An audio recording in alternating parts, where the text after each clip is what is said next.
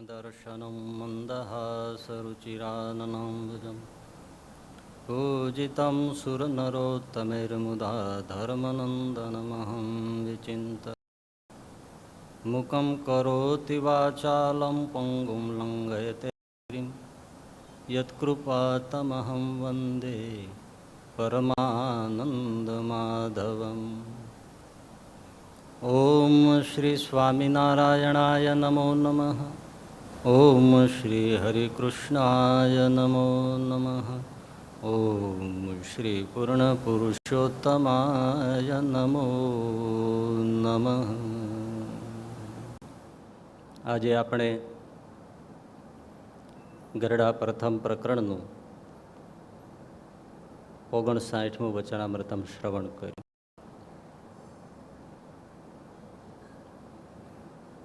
મુક્તાનંદ સ્વામીએ પ્રશ્ન પૂછ્યો છે કે હે મહારાજ, ભગવાનને વિશે અસાધારણ પ્રેમ થાય તેનો ઉપાય શું છે, એનું કારણ શું છે?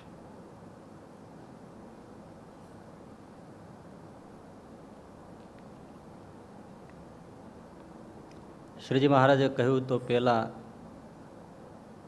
એક તો નિશ્ચય જોઈએ, આસ્તિકપણું જોઈએ અને ભગવાનનો એવો મહિમા જોઈએ.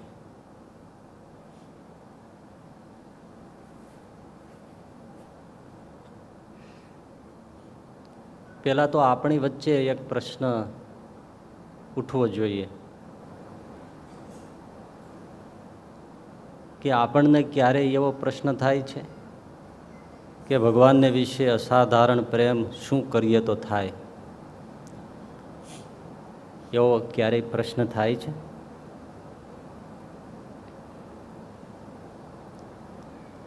થાય છે? નથી થતો કારણ કે જોઈતો નથી. બીજી બાબત કે એવો ક્યારેય પ્રશ્ન થાય છે કે શું કરીએ તો આ સંસારમાં, ધન દોલતમાં, દીકરા દીકરીમાં અસાધારણ હેત થાય? એવો પ્રશ્ન થાય છે? એ નથી થતો કારણ કે છે અસાધારણ પ્રેમ, દીકરા દીકરી, ધન દોલત સંસારમાં છે જ, એટલે એ પ્રશ્ન થતો નથી.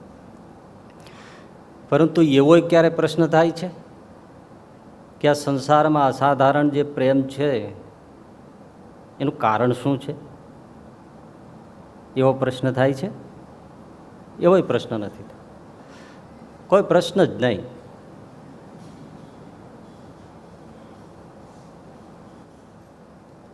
સંસારમાં અસાધારણ પ્રેમ છે એનું શું કારણ છે એ પણ જો આપણે વિચારીએ તો એ કારણ જડે એનામાંથી જ આપણને ભગવાનમાં અસાધારણ પ્રેમ કરવાનો રસ્તો મળે.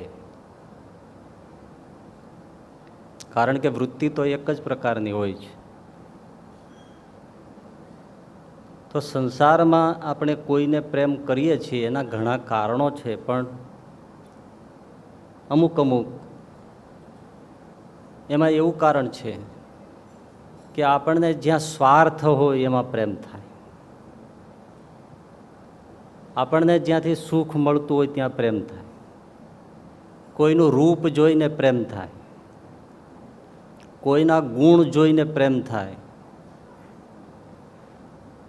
આપણને કોઈ ભય હોય અને એ ભયથી આપણને કોઈ બચાવતું જણાય તો ત્યાં પ્રેમ થાય. અને વાસનાથી પ્રેમ થાય.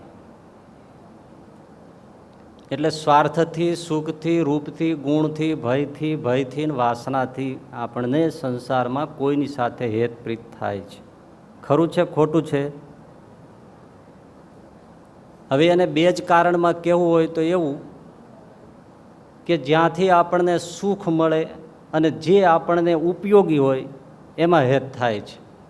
બીજા બધા ભૂલી જાય, બે યાદ રાખે. જ્યાંથી આપણને સુખ મળે છે અને જે આપણને ઉપયોગી હોય એમાં પ્રેમ થાય છે. બેમાંથી એક જ યાદ રાખવું હોય તો એક જ વસ્તુ કે જે આપણને ઉપયોગી હોય એમાં પ્રેમ થાય છે, જે ઉપયોગી ન હોય એમાં પ્રેમ નથી થતો.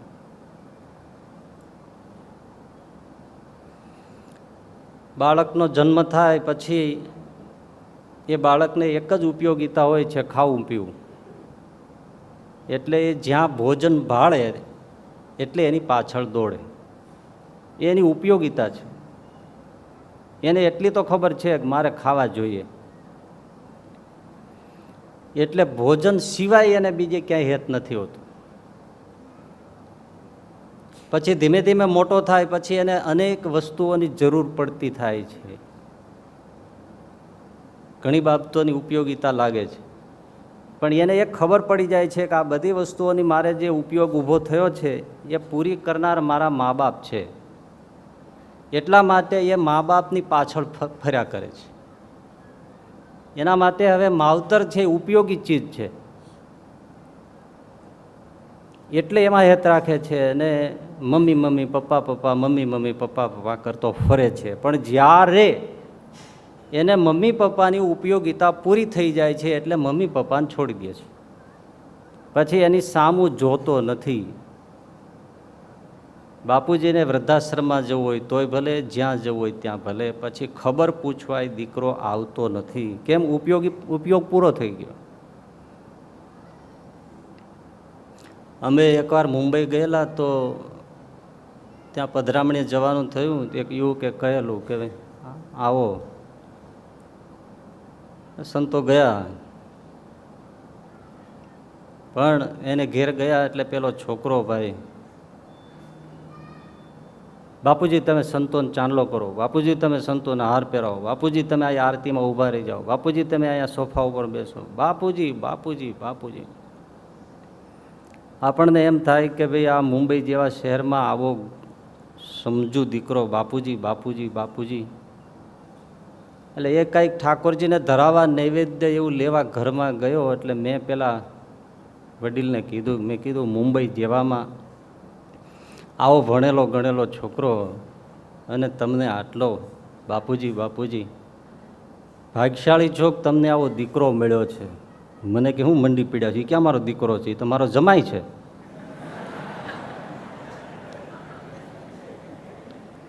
હવે આજકાલ લોકો સગા મમ્મી પપ્પાને પપ્પા નથી કહેતા, પણ સસરાને પપ્પા પપ્પા કહે છે અને પાછળ પાછળ ફરે છે. હવે આવું ડીંડવાણું અમને શું ખબર હોય?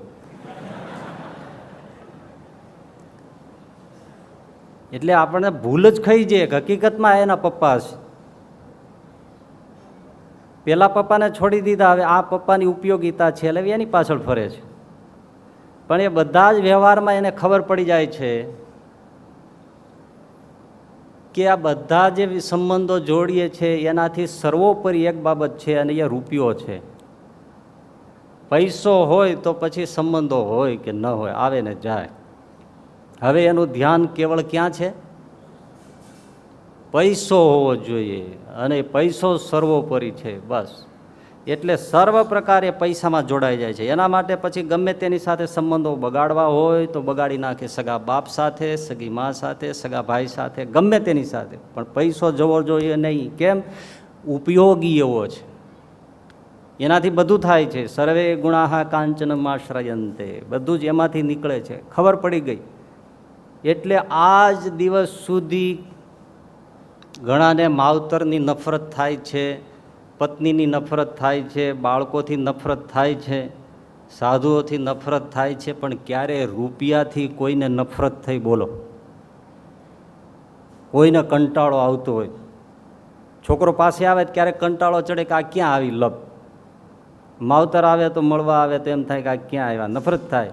પણ 5-25 હજાર 5-25 લાખ રૂપિયા જો ખિસ્સામાં આવતા હોય તો કોઈને એમ થાય કે આ લપ ક્યાં આવી. સાધુને નથી થતી તો તમને ક્યાંથી થાય? એટલે ગુણાતીતાનંદ સ્વામી કીધું છે કે આ દ્રવ્ય ખોટું છે ખોટું છે એમ કહીએ છીએ, પણ દ્રવ્ય વગર કોઈ મંદિરનો વ્યવહારે થતો નથી. એટલે દ્રવ્યને ખોટું કરવું એ તો બહુ કઠણ કામ છે. ઉપયોગ એવો છે,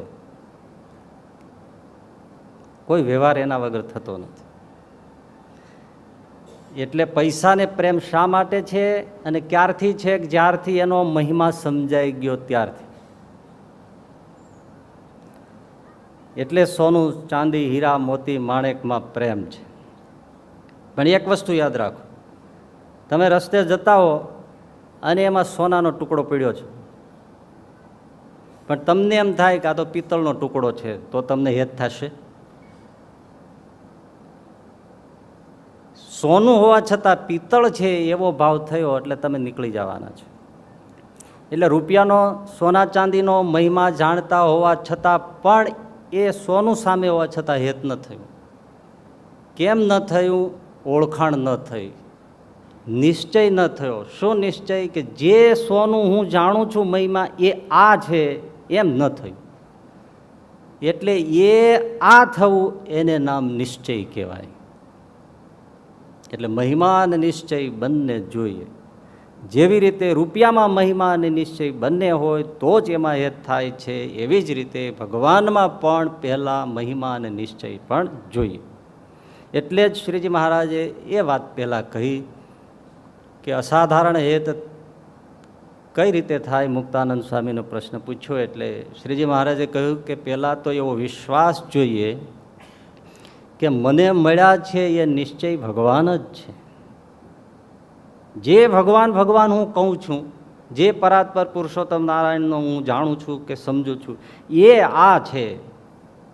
એ પરાત્પર નારાયણ પૃથ્વી ઉપર અવતાર ધારણ કરીને જ્યારે જ્યારે પ્રગટ થયા હોય ત્યારે એ માનવ રૂપમાં અવતાર રૂપે વિચરતા પરમાત્માને જાણી લેવા કે એ આ છે. એને નિશ્ચય કહેવાય. તો પહેલાં એ નિશ્ચય થવો જોઈએ.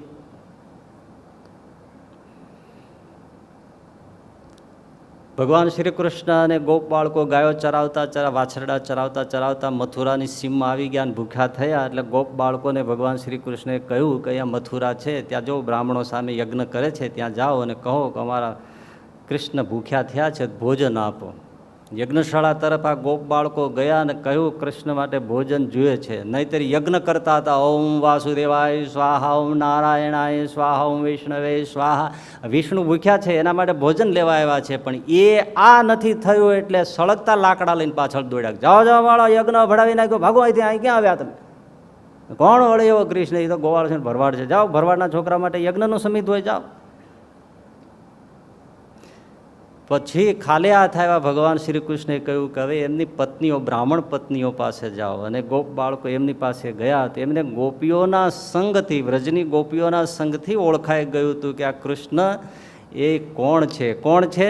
એ હા છે, જે પરાત્પર તત્વ છે એ આજે ગોપ વેશમાં આપણી વચ્ચે છે. એટલે થાળ ભરીને આવી અને ભગવાનને હેતથી જમાડીને જીવન ધન્ય કરી ગઈ. પણ ક્યારેક એ આ છે એમ થયું તો હેત થાય, નહીતર હેત ન થાય. બાજુમાં બેઠા હો પણ કોઈ સગો સંબંધી દૂર ન હોય, પણ એ આ ન થાય તો બાજુમાં બેસો તો હેત નહીં થાય. એ આ થવું એને નિશ્ચય કહેવાય. તો ભગવાન પરાત્પર પુરુષોત્તમ અવતાર પૃથ્વી ઉપર ધરે છે, એમાં ઓળખીને એ આ થવું જોઈએ. સાવધાની એ છે કે જો એ આ હોય અને એમાં ન થાય હેત કે ઓળખાણ ન થાય તોય ખોટ છે. એ આ જેને માન્યું હોય ને એ ન હોય અને એમાં આ થઈ ગયું હોય તો પણ મોટું નુકસાન છે. મજા જીવનની એ આ કરેક્ટ હોય ત્યાં થવું જોઈએ. એટલે ઘણા લોકો એ આ કહે છે એ જે પરાત્પર છે એ હું જ છું, અહમ બ્રહ્માસ્મિ, આથી આગળ બીજું કોઈ તત્વ જ નથી. એને પ્રેમનો માર્ગ હાથમાં આવતો જ નથી. આખરે આત્મા આત્મા છે, પરમાત્મા પરમાત્મા છે. ઘણા એવા નિમ્ન દેવી દેવતાઓમાં એ આ માનીને બસ બેસી ગયા છે, તો એને પણ ભગવત તત્વની પ્રાપ્તિ થતી નથી. ત્યારે ઘણા એવા છે કે જે પોતપોતાના ગુરુઓની વ્યક્તિ પૂજાઓમાં બસ ભગવાનથી અધિકપણે માનીને વળગી ગયા છે. બસ એ આ પછી આખી જિંદગી આ ખોટી જગ્યાએ આ થઈ ગયું છે. આજે તો એમ કહેવાય છે, ગણનારા ગણે છે, ભાઈ આપણે જ ગણવા ગયા નથી, પણ એવું કહે છે કે જીવતા જાગતા આવા પ્રગટ ભગવાન ક્યાંક 400 જેટલા ભારતમાં આંટા મારે છે. એટલે આમ 400 તો ન હોવા જોઈએ, 420 હોવા જોઈએ. કલયુગ કલી ભગવાન જે કલકી ભગવાન થવાના છે એવાય દક્ષિણમાં 3-4 તો પ્રગટ ફરે છે. કે એ જે ભાગવતમાં લખ્યા છે કલી ભગવાન એ હું પોતે છું. અને અનુયાયીઓ મળી જ રહેતા હોય છે. એ વ્યક્તિ પૂજામાં સિફતપૂર્વક ખબર ન પડે એમ એ આ થઈ જાય છે. એક જણો રિક્ષામાં બેઠો, સિફત જોજો એવી આ વ્યક્તિ પૂજા છે. પૂજાવાની પ્રતિષ્ઠાની જે બધી આમ છે ને એ બધી એ બહુ જ આ સાધુ જગતમાં છે ને એમાં આમાં ભૂલા પડી જાય. અસલ આપણને પુરુષોત્તમનો રસ એ આપણને ચુકાડી દે. આજે બધું એ ચાલે છે પણ એ કહેવા જાવ તો માને નહીં. અને આ એવી સિફતાઈ રાખતા હોય તો આગળ આગળ ભગવાનને રાખે. એટલે એવું નહીં માનવાનું કે જે સંપ્રદાયમાંથી બહાર નીકળી ગયા છે એ લોકોમાં જ એવું છે. અંદર હોય એમાં આ જ છે ઘણી જગ્યાએ, પણ એ તો આંખ હોય તો દેખાય.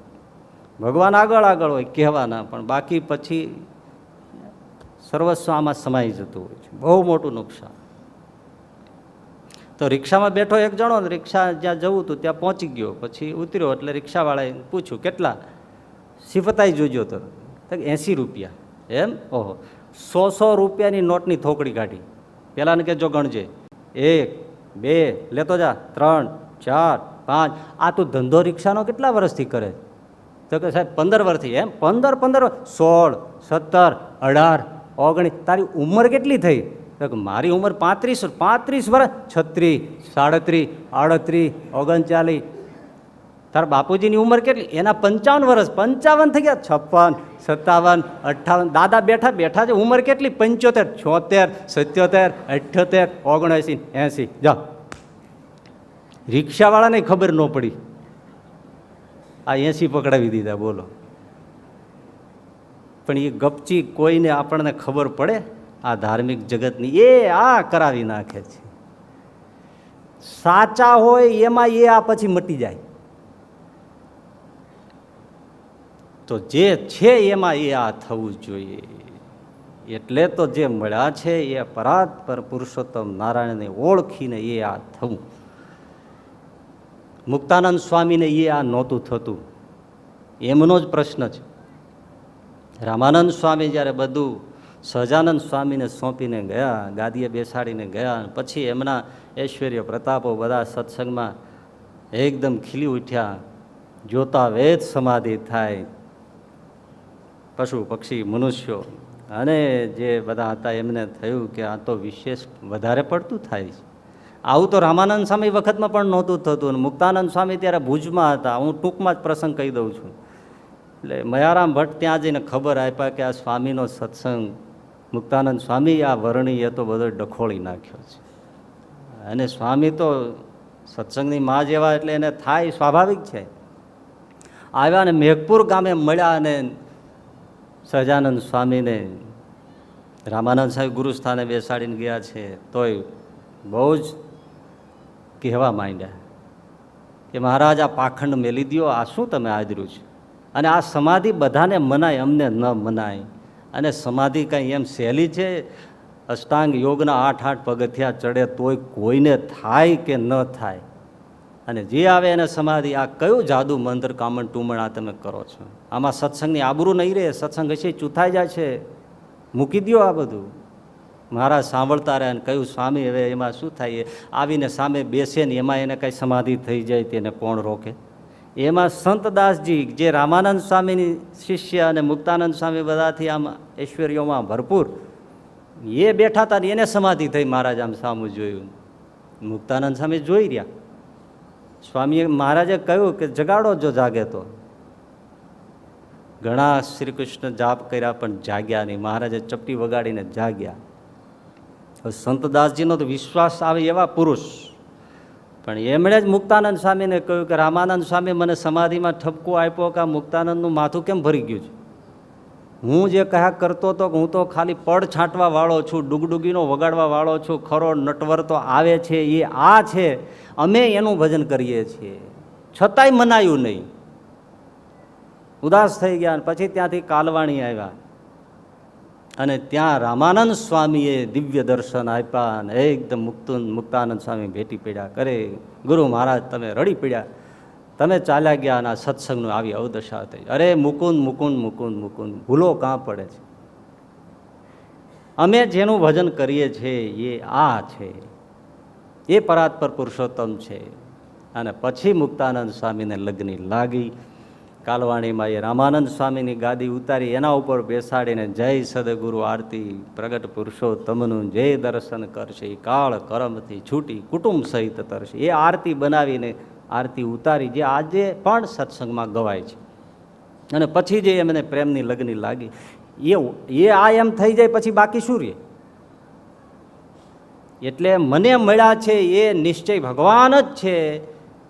એ પહેલો મુદ્દો મહારાજે કહ્યો ભગવાનમાં હેત થવાનો. પણ અહીંયા ઘણાને એવું થતું હોય છે કે ભાઈ સામે ભગવાન હોય મનુષ્ય રૂપે તો આવું ઓળખાણ થાય ને તરત હેત થઈ જાય. કારણ કે આ વ્યક્તિ પૂજામાં એ જ છે ને, મૂર્તિ તો બોલતી નથી. કેમ ભાઈ આવો, ભૂખ્યા છો, ચા પાણી કર્યા છે, નાસ્તો પાણી કર્યા છે, ઉતારા કર્યા છે, તમારો બાબલો કેમ છે, બીજું કેમ છે, ધંધા કેમ પાલે છે, કેમ બધું એ ભગવાન તો પૂછતા નથી. અને આ તો રીતસર તમને પૂછે, માથે હાથ ફેરવે, ક્યાં છે, તમે આંસુ આવે તો આંસુલું છે. એટલે વ્યક્તિ પૂજા સફળ થાય છે. તો સ્વાભાવિક જ્યારે મનુષ્ય રૂપે હોય ત્યારે હવે આપણી પાસે કાંઈ હોય ત્યાં લઈ જાય અને મહારાજ એમાંથી જાંબુડા જમતા હોય તો હેત કેવું થાય? અને અહીંયા આપણે થાળી ભરીને મૂકી રાખીએ હા સુધી.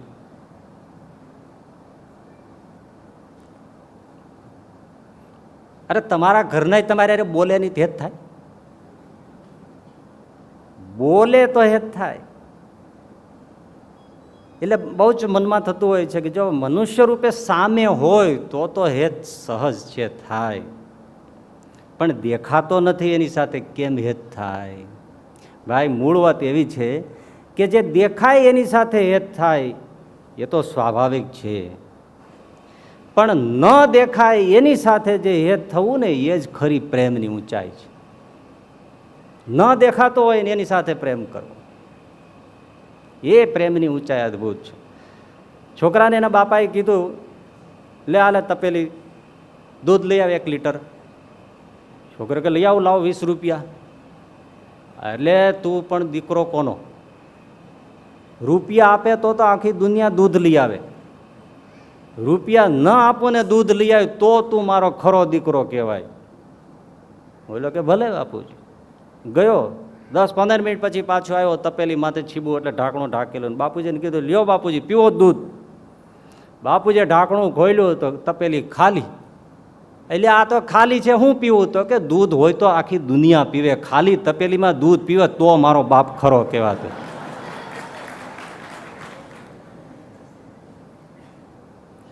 દેખાય એમાં પ્રેમ થાય છે, ન દેખાય એમાં પ્રેમ કરવો.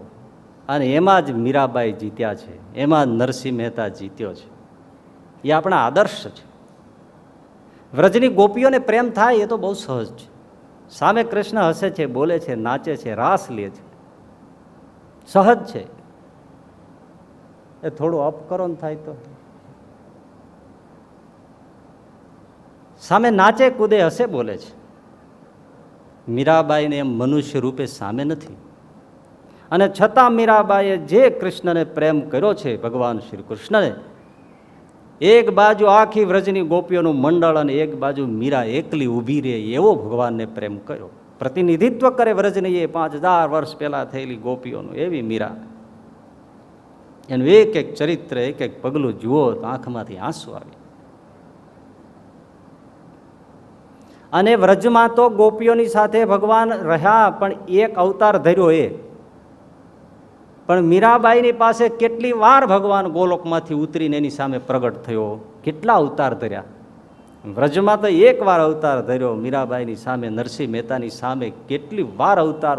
ઉપરથી નીચે આવીને પ્રગટ થવું અવતાર કહેવાય છે ભાગવતની દ્રષ્ટિએ. નરસિંહ મહેતા બેઠો હોય અને એના બાપના શ્રાદ્ધ માટે ગોલોકાધિપતિ એ બધાને આવે રસોડું કરવા બેસી જાય. એ પ્રેમની તાકાત છો, ઊંચાઈ છે આ પ્રેમની. જે સામે નથી દેખાતો એને જે પ્રેમ કર્યો છે. પણ મીરાબાઈને માનવ રૂપે સામે નથી, પણ એનો જે કિમિયો છે એ ભક્તિશાસ્ત્રના મૂળ સિદ્ધાંતો છે, એ આપણે સમજવા જોઈએ. જે મૂર્તિ છે ને એ જ એને પ્રત્યક્ષ છે. એ જાણતા નથી કે આ પાષાણ ધાતુ છે. પણ શું જાણે છે કે એ આ છે, એ પ્રત્યક્ષ આ છે, બસ એ આ છે, આ કૃષ્ણ સ્વયં છે, એ આ છે. આપણને દર્શન કરીએ ત્યારે એમ નથી થતું એ આ છે. આપણે ધાતુ પાષાણ પથ્થરના ભાવ છે, ત્યારે એ મૂર્તિની પૂજા કરતા હોય અને થાળ ધરાવતા હોય ત્યારે શું થાય છે? એ આ છે. પથ્થરમાં આટલો ચેતન ભાવ નિરૂપવો એ પ્રેમની તાકાત છે.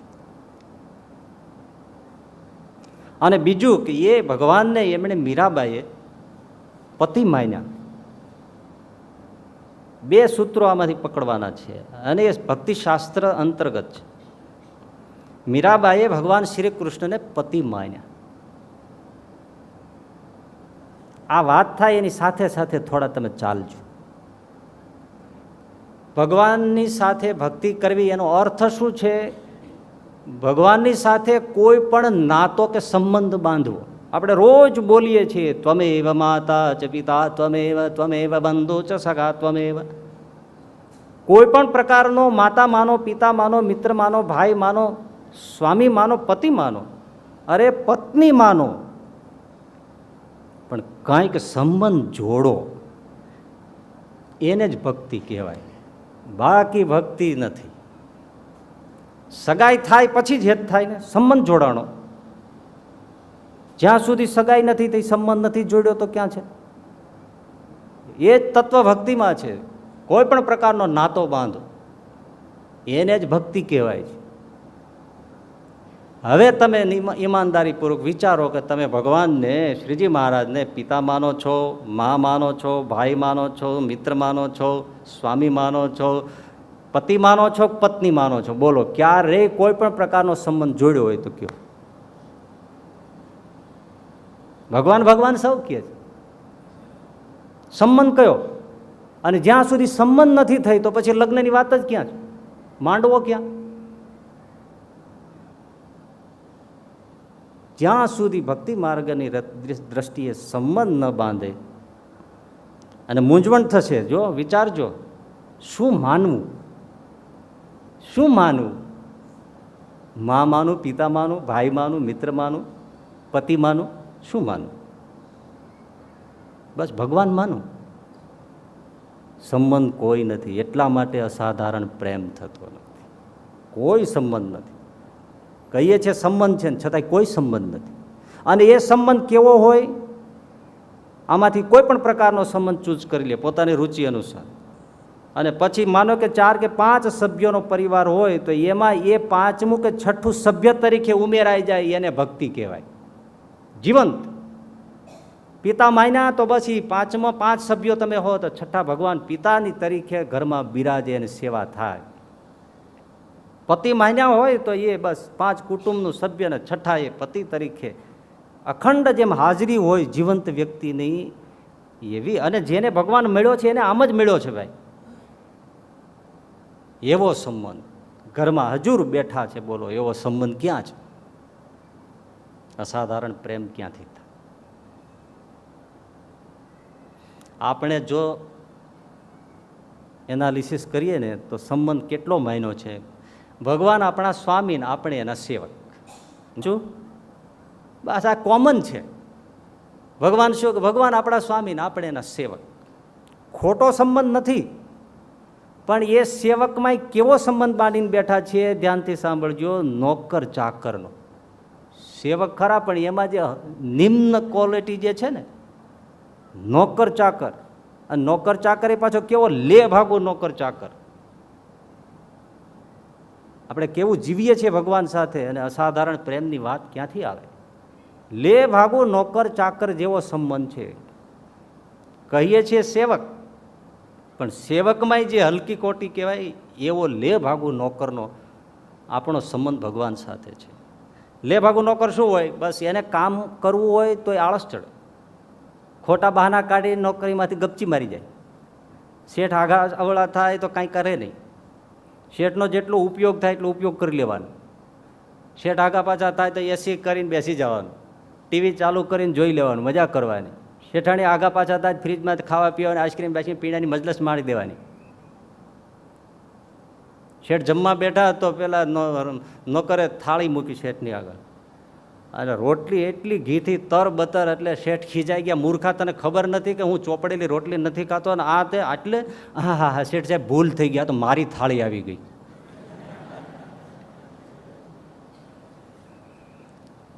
નોકર એવા પણ શેઠનું વાપરવાનો ઉપયોગ થાય એટલો ઉપયોગ કરી લ્યો. અને પાછું એક તો ઊભું જ હોય, અગાઉ પૈસાનો ઉપાડ માગી રાખો. આપણે આવા જ છીએ જો. અને સતત પાછી એકનું એક પંચિંગ, શેઠ સાહેબ પગાર વધારો, શેઠ સાહેબ પગાર વધારો, શેઠ સાહેબ પગાર વધારો નહીં. આવા નોકર ઉપર કોઈ શેઠને પ્રેમ ઉભરાય? હવે આપણે આવા છે કેવા છીએ બોલો બોલો.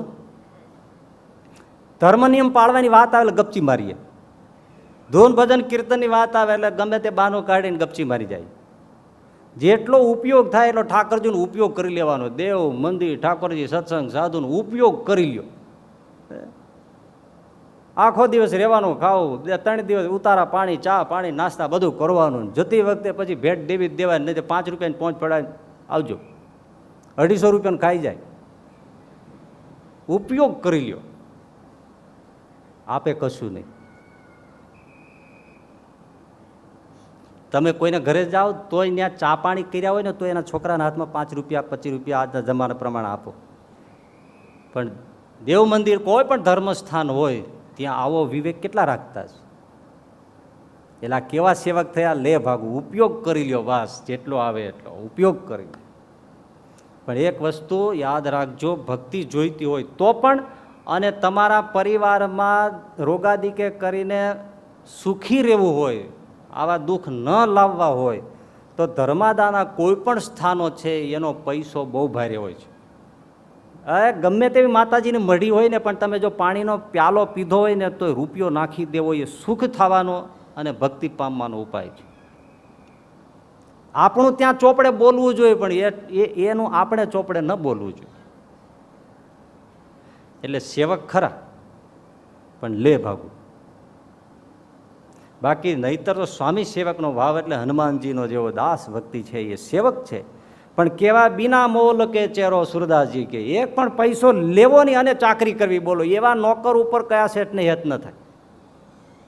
પગાર લેવાનો જ નહીં, એક જ વસ્તુ છે, બસ તમારી સેવા મળે. શેઠ હનુમાનજીએ કોઈ પગાર બાંધ્યો હતો? પેલી તારીખે મહારાજ આમાં જરા 5000 છૂટા કરી દેવાનો, નહીતર પછી હું સીતાજીને ખોજ અધ્યચેથી મૂકી દઈશ. એટલે નાટક ભજવાતું હતું એક જગ્યાએ, તે છેલ્લે બાણ મારવાના હોય તો 31 બાણ ઓલો મારે તો રાવણ મરે નહીં. નાભીમાં માર્યું એને લઈને ચાવી નાખી દી. આ તો મૂંઝાણા નાટક કંપની વાળા, મરે નહીં મારવો કેમ? છેવટે ત્યાંથી ધીમેકથી બોલ્યા કે મરી જા, હવે તું મરી જા. મરે ક્યાંથી? 3 મહિનાનો પગાર દે પછી મરું.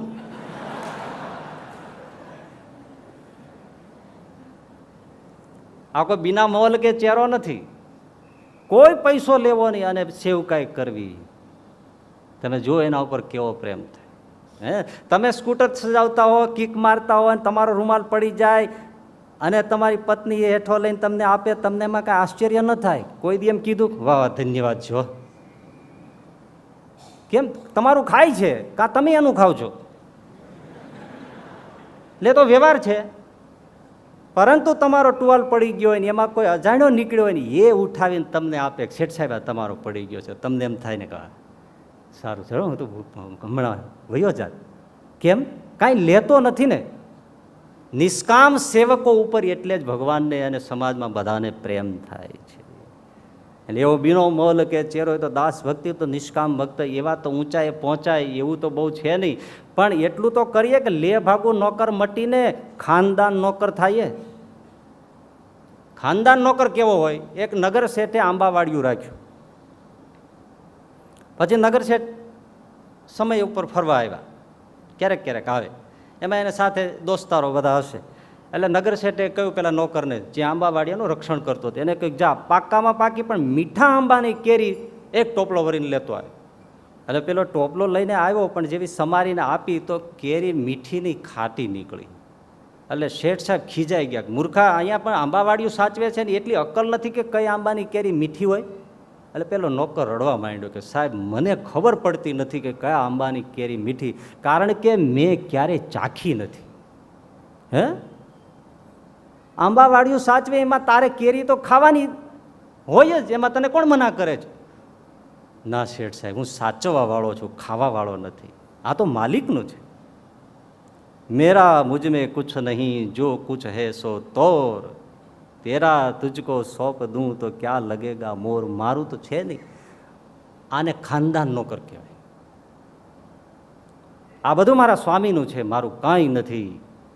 એવું માનીને ગ્રહસ્થાશ્રમમાં જીવે કે કોઈ જગ્યાએ જીવે તો એ ખાનદાન નોકર છે. પગાર ભલે ને લે, આપે સામેથી આપે. અને પેલા નગર શેઠ પછી તો સામેથી એને ઘેર કરંડિયા મોકલે. એને પેલા કેરી મોકલો, એને કેરી મોકલો. આપણે જો સ્વામી અને પોતાને સેવક માનતા હોઈએ અને એમાં જો ખાનદાન હોઈએ તો એવી રીતે સત્સંગની, એવી રીતે ઘરમાં ઠાકોરજીને રાખે કે જે પોતે બધું એને સોંપીને જીવે. આવું થાય પણ કેમ થાય? તો અવસ્થા તો કાંઈ ભક્તિ આવતી જ નથી ભાઈ. કાં મિત્ર માને. મિત્રમાં શું છે? સૌ પોતાના મિત્રને પાર્ટી આપે. ખુશી હોય ને એટલે કે આવજો, આજે ઘરે મારે પાર્ટી છે. દોસ્તારોને ભેળા કરે ને, પછી ભલે એમાં કંઈ અડાવડું થઈ જાય વાત જુદી છે, પણ એટલે મિત્રનો સંબંધમાં એક જ વસ્તુ છે, સુખમાં સામેલ કરવો. જો ભગવાનને આપણે માન્યા હોય મિત્ર તરીકે તો એને તરત એમ થાય અત્યારે મારો મિત્ર ક્યાં છે, અત્યારે ખૂબ આ છલકાય છે તો એને બોલાવું, જરા પાર્ટી આપીએ. આ સંપત્તિમાં શું પડી રહી એનો આનંદ છે. સુખમાં ભાગીદાર બનાવે તો મિત્ર ભાવ છે. આપણે ક્યારેય ઠાકોરજીને એવું કહ્યું ભગવાન હવે પૈસો ખૂબ ઉભરાય છે, માગજો માગજો, વાપરજો, તમે નહીં વાપરો તો કોણ વાંચે? આવો મારા પ્રભુ, આ મારા સુખમાં ભાગીદાર થાય. પ્રાર્થના એવી રોજ થાય છે, દુઃખમાં ભાગીદાર થાય. સુખમાં ભાગીદાર થાય એવો ક્યારેય વિચાર આવતો નથી. જામનગર કે મૂળીમાં એક સોની ભગત હતા, તે ખૂબ કમાયા તો મંદિરે ઘનશ્યામ મહારાજ પાસે જઈને ઘનશ્યામ મહારાજને કે મહારાજ ઓહો બહુ પૈસો આવ્યો છે, એ કાંઈક માગો, મોજ કરો. અમારા મિત્ર વર્ગ હોય એને પાર્ટી આપીએ, તમે કાંઈક માગો. આ મિત્ર ભાવ છે. એવો જાળી પાસે ઊભો ઊભો માગે અને તમે સખા થઈને ક્યારેક માગો. આપણે સુખમાં ભગવાનને કહીએ છીએ માગજો, સુખમાં તો સાંભળતા જ નથી, દુઃખમાં સાંભળે છે. તો મિત્રનો સંબંધ નથી. અને રોજ આવી રીતે પેલા સોની મહાજન કે મહારાજ બહુ પૈસો ઉભરાય છે, માગો માગો. એનો એવો પ્રેમ. ઘનશ્યામ મહારાજ આમ હાથ લાંબા કર્યા, બોલો. જે મૂર્તિ બીજાને પથ્થર દેખાય છે આમ લાંબા કરીને કે એલા જોને આમાં કડા નથી, બે કડા સોનાના બનાવીને લાવીને. અને ખરેખર પેલા સોનીએ સરસ મજાના કિંમતી લાખ 1.5 લાખના કડા ઠાકોરજીને ધરાય. આ મિત્ર ભાવ છે. કાં પોતાને પુત્ર માને અને ઠાકોરજીને પિતા માને. જેવી રીતે આજ્ઞાન દીકરો બાપને પૂછ્યા વગર કાંઈ ન કરે એવો સંબંધ ઘરમાં છે. બાપુજી બેઠા છે એવા માયના છે, એવું માનતા નથી. દાદા ખાચરને આ બાપ દીકરાનો સંબંધ હતો, મારા પિતા છે. તો દીકરાને પરણાવવાની ચિંતા બાપને હોય, દીકરાને ન હોય. એ બાપુજી જોઈ જ રાખતા હોય. દાદા ખાચરે કોઈ દિવસ કીધું મહારાજ મારા લગ્ન કરો, પણ એની જાન પોતે જોડી. આ દીકરો છે, બાપની મિલકત છે, આજ્ઞાંકિત દીકરાની જેમ વર્તે ના. અને પાછું એવી રીતે ઘરમાં એવી રીતે મૂર્તિ હોય તો પણ એ ભાવથી જો સેવાતા હોય કે મારા બાપુજી બેઠા છે, અને જેમ બાપુજીની મર્યાદા હોય એમ મર્યાદા રહી, જેમ એની આજ્ઞા માને એમ મૂર્તિની આજ્ઞા માને. નામદેવજીને બધા લોકોએ કીધું જાત્રાએ જઈએ છીએ તો આવો, તો કે ઊભા રહ્યો, હું મારા ઠાકુરને પૂછતો આવું. અને ઠાકોરજી પાસે ઊભા રહ્યા કે મહારાજ આ બધા જાત્રાએ જાય છે તો હું જાઉં, તમે રજા દો તો જાઉં. અને ઠાકોરજીએ કહ્યું જાઓ નામદેવ જાઓ. હવે આપણને ક્યારે મંદિરમાં સિંહાસન રાખ્યું હોય, ભાગ્યોગ્ય જો રહી ગયું હોય, પણ એવું ક્યારેય રજા લઈને જાવું આવું એવો પ્રસંગ બને? કોઈ સભ્ય તરીકે માન્યા જ નથી, ઘરમાં બેઠા છે એમ. રસોડામાં એક ખૂણે રાખ્યું હોય જ્યાં ઓલા તેલ મરચાંનો વઘાણ જાય ને, ઠાકોરજી છીકું ખાઈ ખાઈને બહાર નીકળી જાય એવી જગ્યાએ રાખ્યો હોય. કેમ અહીં કેમ રાખો? તો કે આમ સહેલું પડે ને આમ દેખાડવામાં. એમ ઠાકોરજી કંઈ રહેતો હશે. અને વળી પાછા અમને પૂછવા આવે કે સ્વામી અમે રસોડામાં ઠાકોરજી રાખ્યા છે પણ મોઢું છે ને દક્ષિણાદી બાજુ છે, તે ઘરમાં નડતર નહીં કરે ને, લે ઠાકોરજી નડતર કરવા બેસાડ્યો છું. આવો ભાવ છે, સારો નથી, કોઈ સંબંધ બાંધ્યો નથી. ભાઈ વિચારવાની જરૂર છે. આપણે તો સાંભળીને મૂકી જ દેવાના છીએ, બસ આમને લોલમ લોલ હાલે છે. કારણ કે પાયામાંથી આપણે પહેલી વાત કરી, કોઈ અસાધારણ પ્રેમ જોઈતો નથી, એ તો પેટમાં કટાર માર્યા જેવું છે. પછી આ બધું ક્યાં નાખવું? સંસાર છૂટી જાય તો પછી બીજે પ્રેમ ન થાય. આ તો રસ એવો છે, તો એ તો માણવો છે, છોડી નથી દેવો. અરે પોતાને બાપ માને, દીકરાને ભગવાનને દીકરો માને, બોલો ગમે તે સંબંધ બાંધવાની છૂટ. ઉનાના ગણેશ શેઠ એવા લખલૌટ સંપત્તિ, જુનાગઢના નવાબી રાજ, એની બધી મહેસૂલ ઉના પંથકની ગણેશ શેઠ ઉઘરાવે. એને ત્યાં બધી ભેળી થાય ને નવાબને સોંપે, અને 4 આરબની બેરક સતત ચોકી મારીએ. આવી જાહો જલાલી. અને એ જ્યારે સત્સંગી થયા પછી તો બહુ મોટા સંઘ લઈને મહારાજને દર્શને આવતા. જુનાગઢમાં રાધારમણ દેવની મંદિરની પ્રતિષ્ઠા થઈ, પછી મહારાજે સભા કરી, જ્ઞાનોપદેશ કર્યો, અને પછી જ્યારે પ્રથમ પૂજા એક ગણેશ શેઠે કરી. એ એકવાર ગરડપુર ગયા, મનમાં સંકલ્પ થાય કે સમૃદ્ધિ બહુ છે પણ દીકરો નથી. મહારાજ દયા કરે ને એક દીકરો થાય તો આ વારસો કોણ સંભાળશે? ત્યાં મહારાજે સભામાં શરૂ કર્યું. એ ઘણા ગ્રહસ્થો એવા હોય છે ને એવા વિચાર આવતા હોય છે કે દીકરો હોય તો વારસો સંભાળે. તે દીકરો સારો હોય તો વારસો સંભાળે, નહીતર તો ફૂંકી મારે મહારાજ કે. અને વળી ઘણાને એમ થાય કે એ તો આપણું ઘડપણ પાળે ને સેવા કરે. એ તો એવું બને, દીકરો પહેલાં મરી જાય, શું સેવા કરે? માટે દીકરા જ કાંઈ ઘડપણ પાળે ને દીકરા જ કાંઈ વારસો સંભાળે એવું નથી. કેમ ગણેશ શેઠ અહીંયા આવો? ગણેશ શેઠ તો હેપતાઈ ગયા. હા મહારાજ, દીકરો જોઈએ છે ને? બોલી જ ના શક્યા. મહારાજ કે શેઠ દીકરો આપીએ, મરી જાય એવો જોઈએ છે કે અમર રહે એવો જોઈએ છે? એ મહારાજ હવે મને કાંઈ નથી સૂઝ પડતી, તમને ઠીક પડે એમ કરો. પછી શ્રીજી મહારાજે પોતે જે બાળ મુકુંદ લાલજીની પૂજા કરતા એ મંગાવ્યા મૂળજી બ્રહ્મચારી પાસે, ને મહારાજ હાથમાં લઈને ગણેશ શેઠને કહ્યું કે લ્યો આ તમારો દીકરો. અને ભગવાનને દીકરા તરીકે લીધા અને પોતે ગણેશ શેઠના બાપ થયા. એને ચૂમી ભરી છાતીએ વળગાડી દીધા, આ મારો દીકરો છે, આ મારો દીકરો છે. પણ ઉના આવ્યા અને ગણેશ શેઠની પેઢી હતી એ ઘરમાં લાલજી પધરાવી, લાલજીને નામે પેઢી કરી નાખી, લાલજી ગણેશની પેઢી. અને તમામ સમૃદ્ધિ એ લાલજીને સોંપી દીધી. મારો દીકરો છે, મારો દીકરો. હવે જીવંત દીકરો માનીને જે જીવતો હોય એને ઘરમાં એ ઠાકોરજીની સેવા કેવી થાય? વાત્સલ્ય ભક્તિ છે, વૈષ્ણવ પુષ્ટિ માર્ગમાં જે છે, બાલ ભગવાનની સેવા કરવાની. દીકરો છે, આવો પ્રગટ ભાવ માનીને કોણ સેવા કરે, કોણ સંબંધ માને છે? જ્યાં સુધી આવું જ્યારે પસંદગીને રસ્તો ન લઈએ ત્યાં સુધી ભગવાનમાં પ્રેમ થતો નથી. ભલે ઠાકોરજીના દર્શન કરવા જઈએ, ઠાકોરજીની માળા કરીએ અને ઘરમાં રાખીને સેવા કરીએ. પતિ માને, ગોપીઓએ પતિ માન્યા છે. પ્રેમાનંદ સ્વામીએ શું માન્યું છે? પતિ માન્યા છે. અને હું એમની પત્ની છું. આ ગોપી ભાવ છે. મીરાબાઈ પતિ માને છે ઠાકોરજીને. આમ તો પતિ પત્નીનો સંબંધ એ શૃંગાર ભક્તિ છે, મધુરા ભક્તિ છે, કાંત ભક્તિ છે. પણ એમાં આપણે વિવેકથી બોલીએ છીએ, આ તમે બધા બેઠા છો એટલે, કે ભાઈ ભગવાનની સાથે પતિ પત્નીનો સંબંધ એ ગોપી ભક્તિ છે. પોતાને પત્ની માનવી, ઠાકોરજીને પતિ માનવો. પણ હકીકતમાં પતિ પત્નીના સંબંધને શાસ્ત્રોમાં વખાણ્યો નથી. જ્યાં આ ગોપી ભાવની વાત છે, મધુરા ભક્તિની, ત્યાં પ્રેયસી પ્રિયતમાનો ભાવ, પરણેલા પતિ પત્નીનો નહીં. પરિણા પહેલા જે ભાવ હોય ને, પરિણા પછી નહીં. એટલે પ્રેયસી એ તો સગાઈ ન થવો હોય, જે નથી હળીભળી જતા, એ પ્રેયસીનો ભાવ. કોઈને ખબર ન પડે ને છુપકે છુપકે. પતિ પત્ની તો જાહેર છે, એ જે પ્રેયસીનો ભાવ, ન કોઈ સગાઈ, નહીં કોઈ વચન પ્રોમિસ, કંઈ નહીં, પણ બેયને જે પ્રેમ છે એને પ્રેયસી ભાવ કહેવાય, પ્રિયતમાનો ભાવ કહેવાય. કામી નારી, કામી પુરુષને જેવો પ્રેમ છે. અરે જાર પુરુષની જેવો પ્રેમ કરવો, વ્યભિચારી. પતિ પત્નીના દાખલા શાસ્ત્રોમાં નથી આપ્યા. બહુ સાચું જ છે ને. આમે તમે જાણો છો, પરિણા પછી ક્યાં હોય જ છે પછી પ્રેમ. પતિનો અર્થ શું છે? પ્રેમ જેનો પતિ ગયો એનું નામ પતિ. એક જણો એની સુટકેસો ને ઘર ને વખરી ને કબાટ ને આન બધું તેને ખોલીને એમાં કંઈક ખાખા ખોળા કરતો હતો. તેની પત્નીએ કહ્યું કે તું ચક્કુ ક્યારનું શું ગોતે છે?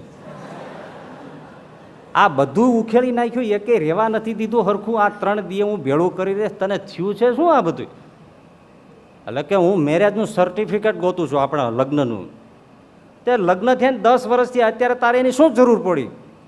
તો હું એ જોઉં છું કે એમાં એક્સપાયરી ડેટ છે કે નહીં. પરિણામ પછી પ્રેમ હોતો નથી. એટલે પરિણામ પહેલાનો જે ભાવ છે એ પ્રેયસીનો ભાવ.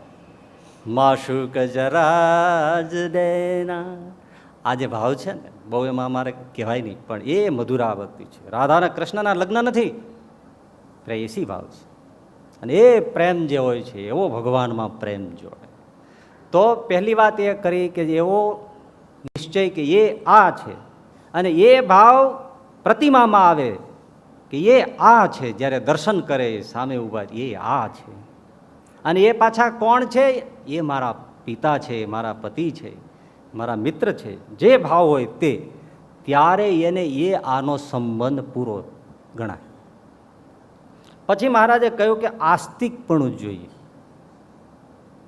એક તો એ ભગવાન છે એવો નિશ્ચય, બીજું હવે ક્રમ જોજો, બીજું આસ્તિકપણું, અને ત્રીજું કે જે મને ભગવાન મળ્યા છે એ ગોલોક વૈકુંઠાદિક ધામના પતિ છે, અનંત કોટી બ્રહ્માંડના પતિ છે, સર્વકર્તા છે, સર્વ અંતર્યામી છે. આવો મહિમા હોય.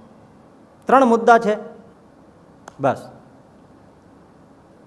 પણ આમાં વિચારો તો ખબર પડે ભાઈ કે આસ્તિકપણું નિશ્ચય પછી મૂક્યું છે. આસ્તિકપણું કોને કહે? આસ્તિક આપણે કોને કહીએ છીએ? કે જે ભગવાનમાં માનતો હોય એને આસ્તિક કહેવાય, અને જે ભગવાનમાં ન માનતો હોય એને નાસ્તિક કહેવાય.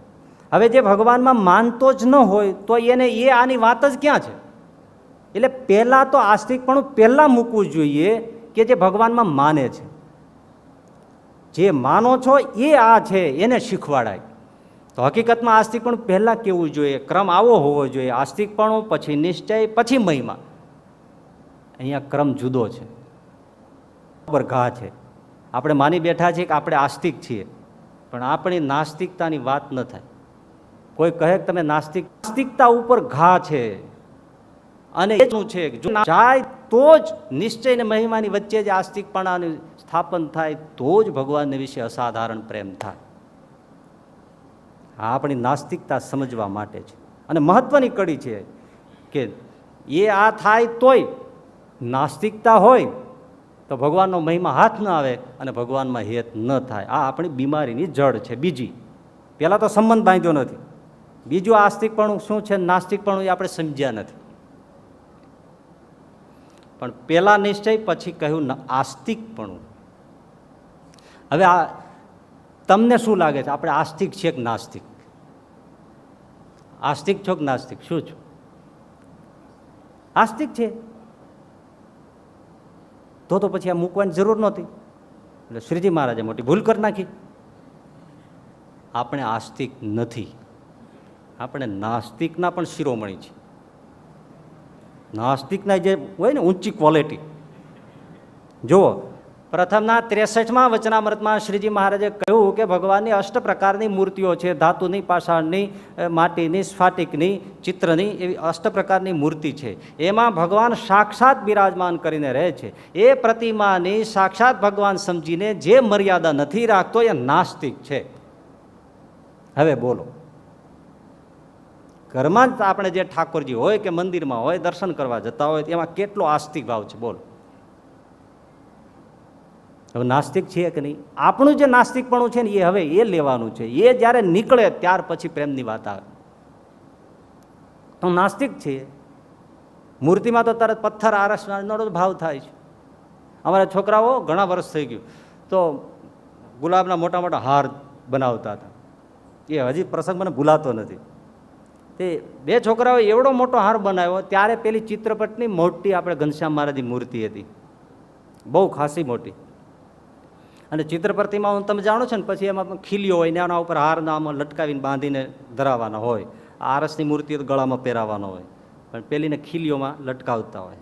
મોટી ખાસી ઘનશ્યામ મહારાજની મૂર્તિ. આ છોકરાએ બહુ મોટો હાર બનાવ્યો, લગભગ એ હારનો વજન 4-5 કિલોનો થાય. એટલે એક છોકરો બોલ્યો કે યાર તમે આટલો બધો વજનદાર હાર બનાવ્યો છે, આ ઘનશ્યામ મહારાજને ભાર લાગશે, આ શું તમે આ હળવો બનાવો. ત્યાં એક છોકરો કહેવાય ત્યાં ક્યાં ઘનશ્યામ મહારાજ ઉપાડવો છે, ત્યાં જઈને ખીલી ટાંકી જ દેવો. એકનો આસ્તિક ભાવ છે, બીજાનો નાસ્તિક ભાવ છે. તમે જ્યારે દૂધ પાણી પીવો છો ત્યારે બરાબર ઠારીને પીવો છો, ઠાકોરજીને ગરમ લાગશે એવો ભાવ નથી આવતો, તીખું છે એવો ભાવ નથી આવતો. આ નાસ્તિકતા છે. પૂજારી જે હોય ને એને જેટલો નાસ્તિક ભાવ આવે ને એવો દર્શનાર્થી ન આવે. કારણ કે એને તો બધા મીણ ચોંટાડવાના, ટાંકણીઓ ઘોંચાડવાની, હરિયા ઘોંચાડી દેવાના, ઠાકોરજી નામ કરી દેવા. અનકોટ ધર્યો તમે કહો વાહ વાહ અનકોટ. આમ આગળ જ મોહનથાલના ચોસલા હોય, પાછળ તો ઈંટો મૂકી હોય ઘણી જગ્યાએ. નાસ્તિક ભાવ પ્રતિમામાં. બીજું, સારંગપુરનું 13મું અને મધ્યના 6ઠામાં શ્રીજી મહારાજે કહ્યું કે જેને શાસ્ત્રના વચનની પ્રતીતિ ન હોય એ નાસ્તિક છે. જેને નારદ શુક સનકાદિક, મધ્યનું 6ઠું, નારદ શુક સનકાદિક વ્યાસ વાલ્મીકના વચનોમાં જેને પ્રતીતિ નથી, વિશ્વાસ નથી, એ નાસ્તિક છે. બોલો તમે નાસ્તિક કે આસ્તિક? આસ્તિક. સૌ આસ્તિક જ કે. જુઓ, એક જણો એક મહાત્મા પાસે ગયો. મહાત્માજી કે આવો બેસો. બાપજી મને કાંઈ ઉપદેશ આપો ને. મહાત્માજી કે શેના વિશેનો? મારે મારા કલ્યાણ માટે શું કરવું જોઈએ? મહાત્માજી કહ્યું તમને ખબર નથી કે તમારે તમારા કલ્યાણ માટે શું કરવું જોઈએ? અરે બાપજી અમે તો સંસારી, અમને શું ખબર પડે? આ બધા દ્રષ્ટાંતો જીવ સાથે આપણે મેળવીને સાંભળવાના છે. અમે તો સંસારી, અમને શું ખબર પડે કે અમારું કલ્યાણ કઈ રીતે થાય ને અમારે કલ્યાણ માટે શું કરવું જોઈએ? સારું, એ નથી ખબર? તો કે ના.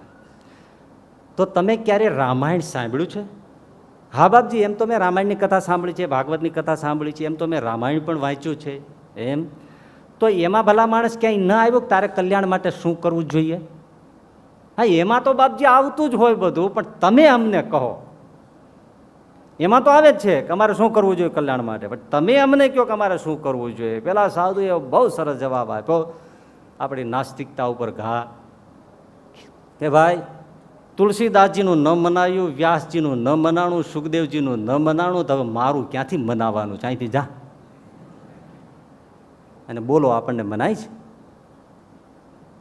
શાસ્ત્રને તો વચનોને આપણે માનતા નથી, તો કઈ રીતના આસ્તિક છીએ? હજી હું આ ગમે એટલું બોલું તો એમ વિચાર ના આવે કે આપણે નાસ્તિક છે. એ વાતમાં માર લે. નાસ્તિકના શિરોમણી માથે જે ડિગ્રી આવે ને એ આપણે જઈ લ્યો. નથી પ્રતિમામાં કોઈ એવી આસ્થા, નથી શાસ્ત્રના વચનમાં આસ્થા. આટલું સાંભળીએ છીએ છતાં નાસ્તિકતા જતી નથી. બોલો, સીધું સાદું તમે બધા આપણે એમ કહીએ કે આપણે શાસ્ત્રમાં માનીએ છીએ એટલે આપણે આસ્તિક છે. બહુ સારું. શિક્ષાપત્રી આદિ શાસ્ત્રોમાં આપણને સ્પષ્ટપણે કહ્યું છે, જોજો, ચોરી ન કરવી, વ્યભિચાર ન કરવા, વ્યસન ન રાખવા, ખોટું ન બોલવું, ખોટું ન કરવું, ભ્રષ્ટાચાર ન કરવા, લાંચ ન લેવી, જે આવક હોય એમાંથી દશાંશ વિશાંશ અવશ્યપણે ધર્મ કાર્યમાં કાઢવો, માતા પિતાની સેવા કરવી, કોઈની નિંદા ન કરવી, કોઈને માથે મિથ્યા કલંક ન દેવો. બોલો, હવે માનીએ છીએ આમાંથી? બોલો, એકાદું આવે, બાકી તો કેટલું માનીએ છીએ? પાઠ કરતા હોઈએ તોય શું? એટલે પ્રીતિ નથી થતી. શાસ્ત્રમાં સડાપ દઈને જો આવે ને જો વાત લાગે તો આસ્તિક, તો પ્રેમ થાય. શ્રીજી મહારાજ એમને બોલ્યા નથી કે આસ્તિક પણ જોઈએ. આ સાંભળીએ છીએ છતાં પણ આપણને આસ્થા જ બેસતી નથી. બાપ દીકરો કથામાં ગયા, જોજો આપણી જ આ બધી વાતો છે. બાપ દીકરો કથામાં ગયા અને મહાત્માએ કથામાં તો ગૌ માતાનો બહુ મહિમા કહ્યો કે ગાયોમાં તો 33 કરોડ દેવતાઓનો નિવાસ છે ને ગૌદાન કરે ને ગૌની સેવા કરે ને તો ભાગવતના સંહિતા પાઠ કરે એટલું પુણ્ય મળે. અને કદાચ પાપ થઈ ગયા હોય અને નરકમાં જવાની વાત આવે તોય જો એને ગાયની સેવા કરી હોય તો રસ્તામાં એને ગાય દર્શન આપે છે ને એનું પૂંછડું પકડીને વૈતરણી તરીને સ્વર્ગમાં ચાલ્યો જાય છે. ગાયોનો ખૂબ મહિમા છે, ખૂબ સેવા. કૃષ્ણએ એની ઉઘાડે પગે સેવા કરી છે. અરે મહિમા ગાયોનો કીધો આડા પાડી દે એવો. અને પછી તો એ કથા પૂરી થઈને બાપાએ દીકરાને કીધું તું દુકાને જા, હું જરા ઘરે થઈને આવું છું. છોકરો દુકાને ગયો અને એ આ બધા કરિયાણાનો વેપારી હોલસેલ, એમાં રસ્તા ઉપર ગાય દેખાણી. છોકરાને થઈ ગયો હો આ ગાય દેખાણી. એક મોટું તગારું લાવીને ઘઉં ચોખા જે કાંઈ હતું ને જઈને ગાયને આમ રસ્તાને કાંઠે ખાવા આપ્યું. આટલો બધો મહિમા તો થોડુંક ખવડાવવામાં શું વાંધો. અડધું તગારું ભરીને એમણે ઘઉં ચોખા આપ્યા ગાયને. ગાય તો બિચારી ખાવા મળી, એ તો નીકળી જ હતી ભિક્ષા માટે. એમાં એના બાપુજી આવ્યા ને એને આ જોયું, તગારું ઓળખી જાય ને પોતાનું. એલા આ તે શું કર્યું ઓટીવાળ? અરે એમાં શું ઓટીવાળ છે ના કયો છો? હમણાં સાધુ પાસે ગયા હતા, કથામાં ગયા હતા, એમાં કેવો સરસ ગાયનો મહિમા આવ્યો. ભગવાને દયા કરી કે દુકાન ખોલી ત્યાં ગાય આવી.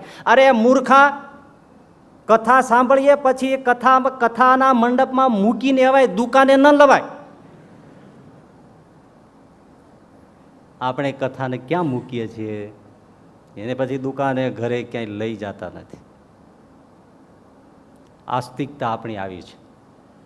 શાસ્ત્રોમાં કહે છે, બધા શાસ્ત્રો બોલે છે શું? ભગવાન સત્ય છે, જગત ખોટું છે. બધા જગતના સ્વાર્થ સંબંધીઓ છે, સ્વાર્થી છે. જો કેટલું માનીએ છીએ એ બધા ખોટા છે. સાચી મૂડી ભગવાનની છે. દીકરા દીકરી ધન દોલત જે છે મહારાજ કહે એ તો સ્વપ્ન તુલ્ય છે. સાચો તો આ કલ્પવૃક્ષ ચિંતામણી જેવો સત્સંગ મેળ્યો એ જ છે. જગત બધું સ્વાર્થી ને ખોટું છે. બોલો થાય? ખોટું ક્યાં મનાય છે? એ તો પરમ સત્ય છે. રામાનંદ સ્વામી ચાલ્યા જતા હતા, એમાં એક સીમમાં એક ખેડૂત હાથી હાંકતા. સીધા જ રામાનંદ સ્વામી એની પાસે ગયા અને પેલા પટેલે કે પટેલ ભગવાન ભજશો કે પછી આમને તરેલા જ તાણશો? ક્યારે ભજશો? અરે મહારાજ અત્યારે જ. લ્યો બોલો. એમ નામ હળને મૂકી સ્વામી સાથે ચાલી નીકળ્યા. આ આસ્તિક છે. બોલો આમ થાય? તો જેને જેને જેને પ્રેમ થયા છે ને એને આટલી આસ્થા હોય એને જ થયા છે. આપણા ગુરુદેવ શાસ્ત્રીજી મહારાજ 14 વર્ષની ઉંમરે યમદંડ વાંચ્યો, જીવમાં એને હા પડી ગઈ. ઓહો, આવા જમના દુઃખ હોય અને ભગવાનનું સુખ જો અપાર હોય તો આપણે હવે સંસારમાં રહેવું નથી. હવે આપણે યમદંડ વાંચો જ નહીં હોય પણ વાંચો એટલે પેલો પ્રશ્ન આવે, 14 કરોડ જમની સેના પાડા ઉપર બેસીને આવે, જીવને ખેંચીને લઈ જાય, ઢસડીને લઈ જાય અને તે ઉકળતી તેલની કડાઈઓમાં નાખે. આહા, મહાત્રાસ. શાસ્ત્રીજી મહારાજને એમ થયું કે આવા ત્રાસને છૂટવા ભગવાન જ ઉપાય છે, માટે ભજી લેવા. આપણને શું થાય? આવું જ કંઈ હોતું છે? 14 કરોડ જમદૂત, તે બધાની સોસાયટી કેવડી થાય? 14 કરોડ. અને ઉકળતી તેલની કડાઈઓમાં નાખે. અહીંયા પાશેર ખાવા મળતું નથી, ત્યાં હોજ ના હોજ ભર્યા. આવું તે કાંઈ હોતું હશે? અને 14 કરોડ જમદૂત ને પાછા પાડા ઉપર બેસીને આવે. એટલે આ પાડા હોય 14 કરોડ તો ભેંસું નહીં હોય. અને આટલી જો ભેંસો હોય તો પછી એના દૂધનું શું કરતા હશે? એ તું જાણતી જોઈ લેજે દૂધનું શું કરે છે. એ દૂધનું શું કરે છે એ જોઈ લેજે, અને તારું શું કરે છે એ જોઈ લેજે. આસ્થા આવે. 2-5 જણા બેઠા હતા એમાં ચર્ચામાં ચડી ગયા. તો એક વડીલ હતા કે ભાઈ ગાંધીજીએ તો એવું દેશનું ભલું કર્યું છે ને કે એ સ્વર્ગમાં જાય. ત્યાં એક જુવાનીઓ ઉકળી પડ્યો કે જાતા હશે, આ બધું જે અનામતનું હાલકડું નાખ્યું છે ને એને નાખ્યું છે. દલિતોનો ઉદ્ધાર કરો, ફલાણાનો ઉદ્ધાર કરો. આપણને તો સૌને મારી નાખ્યા. એ એક ડોહો ન આવ્યો હોત ને તો આપણે સુખી જતા. એ તો નરકમાં જ જાય, નરકમાં. ને એવી ગરમ ચડચા ચડસી થઈને પેલા વડીલે કીધું કે હવે બધું મૂકી દો, હવે હું 75 પહોંચવા આવ્યો, બહુ જાજુ જીવવાનો નથી, સ્વર્ગમાં જઈશ એટલે હું જોઈ લઈશ ગાંધીજી ત્યાં છે કે નહીં.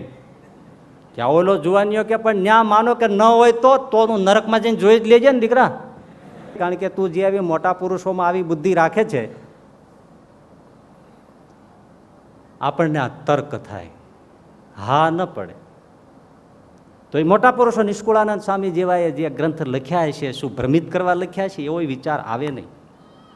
આજકાલ ઘણા લોકો, બહુ તમને રિયલ વાત કહું છું, રામાયણ ઉપર, ભાગવત ઉપર, ગીતા ઉપર પ્રવચનો આપે જોરશોરથી, ઘણા છે એવા.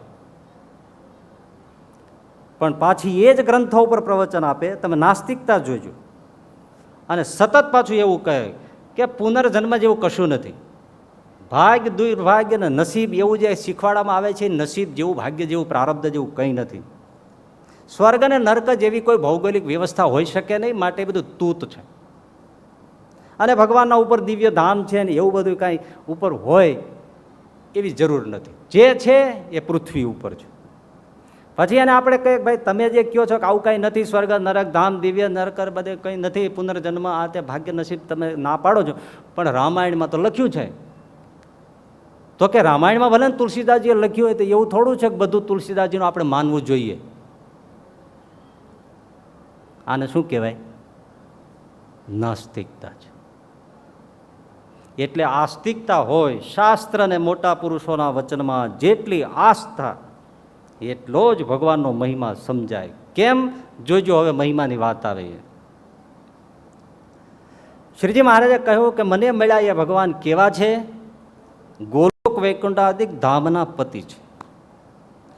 હવે વિચારો, તમે ધામ જોયા છે? ધામ એટલે જે અનંત મુક્તો, દિવ્ય મુક્તો સાથે ભગવાન સુખ સુખ અને સુખમાં છે, એવી એક દિવ્ય ભૂમિકા. જોયા તો નથી. માનવાનું કેને આધારે? શાસ્ત્રોને આધારે અને સંતોના વચનને આધારે. હવે જેટલી આસ્થા હશે એટલી જ હા પડશે.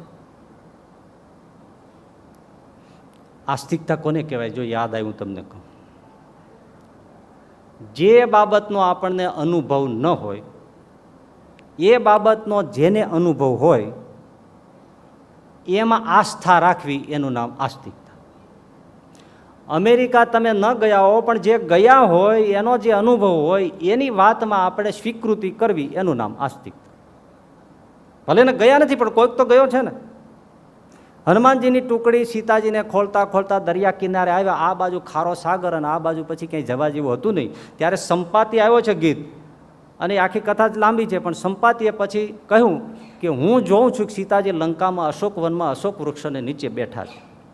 આમાંથી જે 100 જોજનનો દરિયો ઓળંગીને જશે એ સીતાજીને મળી શકશે. લ્યો, હું ઉડીને જઈ શકું એવી તાકાત નથી, નહીંતર હું હમણાં સમાચાર આપી શકું, કારણ કે મારી પાંખો હવે અવસ્થાને લીધે બળી ગઈ છે. એ બધાએ સ્વીકારી લીધું. વાનરની દ્રષ્ટિ ટૂંકી છે, ગીધની દ્રષ્ટિ દૂર છે. એ 400 ગાઉ સુધી જોઈ શકે છે. મતલબ શું છે? જો એ લોકોએ આસ્થા ન મૂકી હોત તો સીતાજીની મુલાકાત ન થાય. એનો અર્થ શું છે કે આ દુનિયામાં ઘણું એવું બધું છે જે આપણને નથી દેખાતું, પણ જેને દેખાય છે એમાં માનવું, એનું નામ આસ્તિકતા છે. એવું ઘણું છે કે બીજા જોઈ શકે છે. અરે એક કૂતરો જે જોઈ શકે છે આપણને ક્યાં દેખાય છે? આપણી પાસે ક્યાં છે એવી દ્રષ્ટિ? એક કૂતરો જે સૂંઘી શકે છે એવું આપણે નથી સૂંઘી શકતા. તો પછી જેણે કાંઈક જોયું છે એમાં જે આસ્થા મૂકવી, એનું નામ આસ્તિકતા છે. અરે તમારી વાત કરું, તમારા પરિવારમાંથી કોઈ માણસ રાજકોટ જાય તો પછી તમે એને શું ભલામણ કરતા? જૂના જમાનાની વાત છે, જ્યારે ફોનની સિસ્ટમ નહોતી ત્યારની.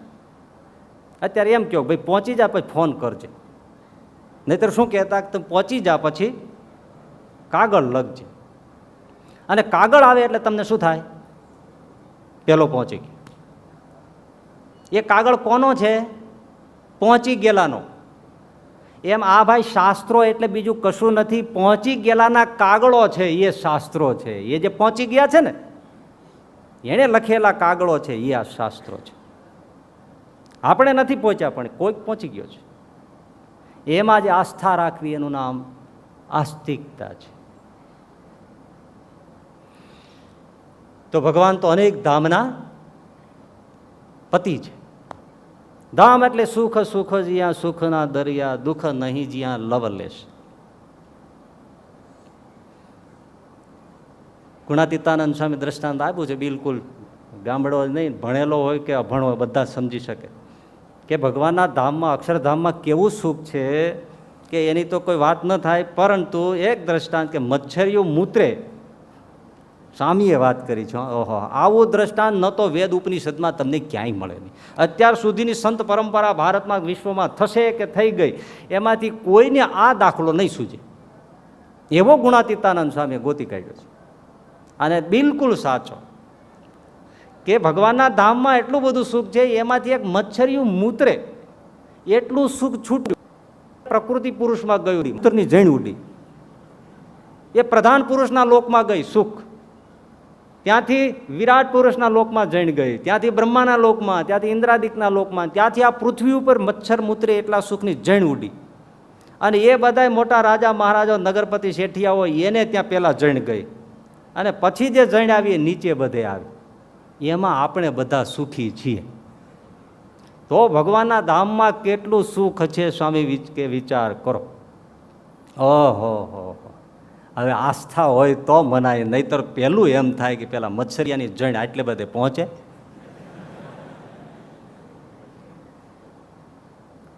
આવું ભગવાનના ધામનું સુખ છે. પણ એ એક યાદ રાખો કે એ ભગવાનના ધામના જે સુખ છે એ મૂળ કેન્દ્ર છે, પણ મૂર્તિ કેન્દ્ર છે સુખનું. ધામને આધારે સુખ નથી. એ સુખનું કંદ શું છે? ભગવાનની મૂર્તિને આધારે, કોઈ જે ભૂમિ છે એને આધારે સુખ નથી. સુખનો મૂળ સ્ત્રોત ભગવાનની મૂર્તિ છે, એટલે આનંદ કંદ કહેવામાં આવે છે ભગવાન. એને લીધે બધે સુખ વહેરાયું છે. મૂળ સ્વર મૂર્તિના રોમ રોમમાં બસ સુખ સુખ આનંદ આનંદ ભર્યો છે. આ શાસ્ત્રો કહે છે, અનુભવી સંતો કહે છે. એવી જ્યારે ભગવાનની મૂર્તિમાં સુખની મહિમા બુદ્ધિ થાય તો ભગવાનમાં અસાધારણ હેત થાય.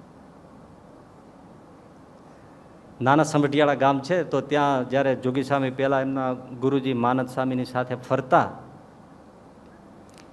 તો સમઢિયાળા નાના સમઢિયાળા હતા. તો જૂના જમાનામાં એ હતું ને કે સવારે સંતો વહેલા ઉઠીને આજુબાજુના ખેડૂતોની વાડીએ નાવા જવાનું હોય. મંદિરોની સગવડતા હોય તો ત્યાં નાવાની સગવડતા હોતી નહોતી, તો બધા સંતો વાડીઓમાં નાવા જાય સવારે. પણ એક દિવસ એ માનદ સ્વામી જોગી સ્વામીના ગુરુ થોડું શરીરે થોડી નબળાઈ જેવું, એટલે કે હું અહીંયા નાહી લઈશ, તમે બધા વાડીએ જાઓ. અને બધા સંતો સાથે 2-4 સંતો છે અને જોગી સ્વામી બધા નાવા ગયા.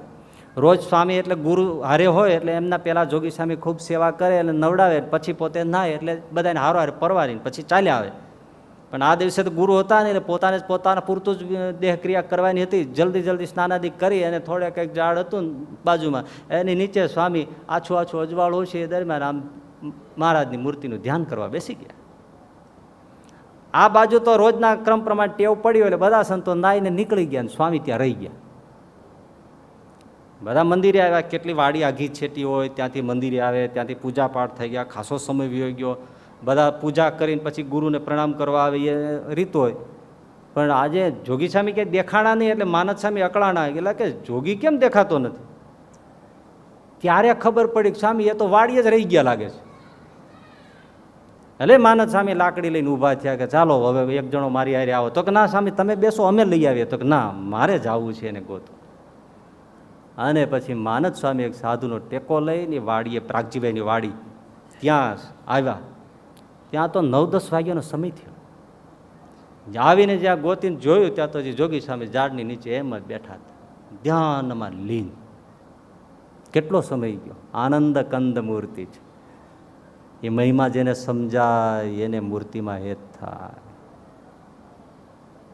માનદ સ્વામી જોઈ રહ્યા, સ્વામીએ પોતાનો પ્રભાવ વાપર્યો, સ્વામીનું ધ્યાન તૂટ્યું, આંખ ખોલી તો જોયું તો બહુ દી ચડી ગયો. અને સામે એને ગુરુ ગોતવા આવ્યા છે, એટલે સ્વામીને અફસોસ થયો, દોડીને પગમાં પડ્યા. સ્વામી, હું ધ્યાન કરવા રહ્યો ને એમાં મને ધ્યાન રહ્યું નહીં અને મોડું થઈ ગયું. માનદ સ્વામી કે અરે જોગી, તને જેવું ધ્યાન રહ્યું ને એવું તો કોઈને રહેતું નથી. સુખ હશે તો ને, પણ એ આપણને મનાતું નથી. એટલા માટે 5 મિનિટ બેસાતું નથી, 5 માનસી પૂજા સરખી થતી નથી, કારણ કે સુખ બીજે માન્યું છે. એટલા માટે બીજે માન્યું છે કે શાસ્ત્રોમાં અને સંતોના વચનમાં આસ્થા નથી. બીજું કે અનંત કોટી બ્રહ્માંડના પતિ છે ભગવાન, અનંત કોટી બ્રહ્માંડના પતિ.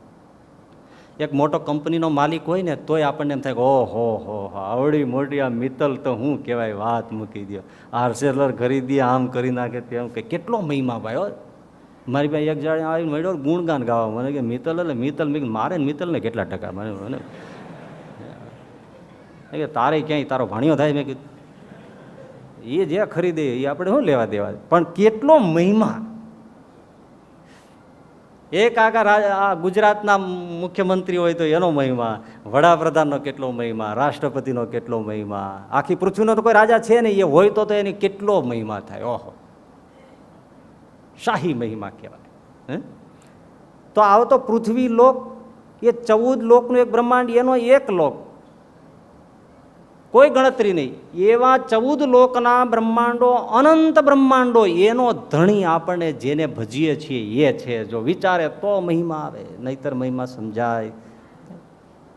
પણ આજે હવે તમને એક વાત કહું, હમણાં ઘણા બહુ સર્વોપરીની વાતો કરાય તો બરાબર છે, પણ એમાં ઓવર વિયા જાય છે ને, જે અમુક અતિ પડતા વિયા જાય, એ લોકો વળી એવું કહેવા માંડ્યા છે કે આપણે આપણા ઈષ્ટદેવને અનંત કોટી બ્રહ્માંડના પતિ ન કહેવાય.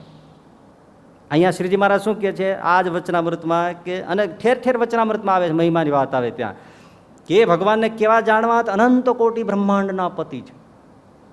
તો આ હવે અમુક લોકો આવી વાતો કરે છે કે આપણા ઈષ્ટને એમ ન કહેવાય કે અનંત કોટી બ્રહ્માંડના પતિ છે, એ તો અપમાન કર્યું કહેવાય.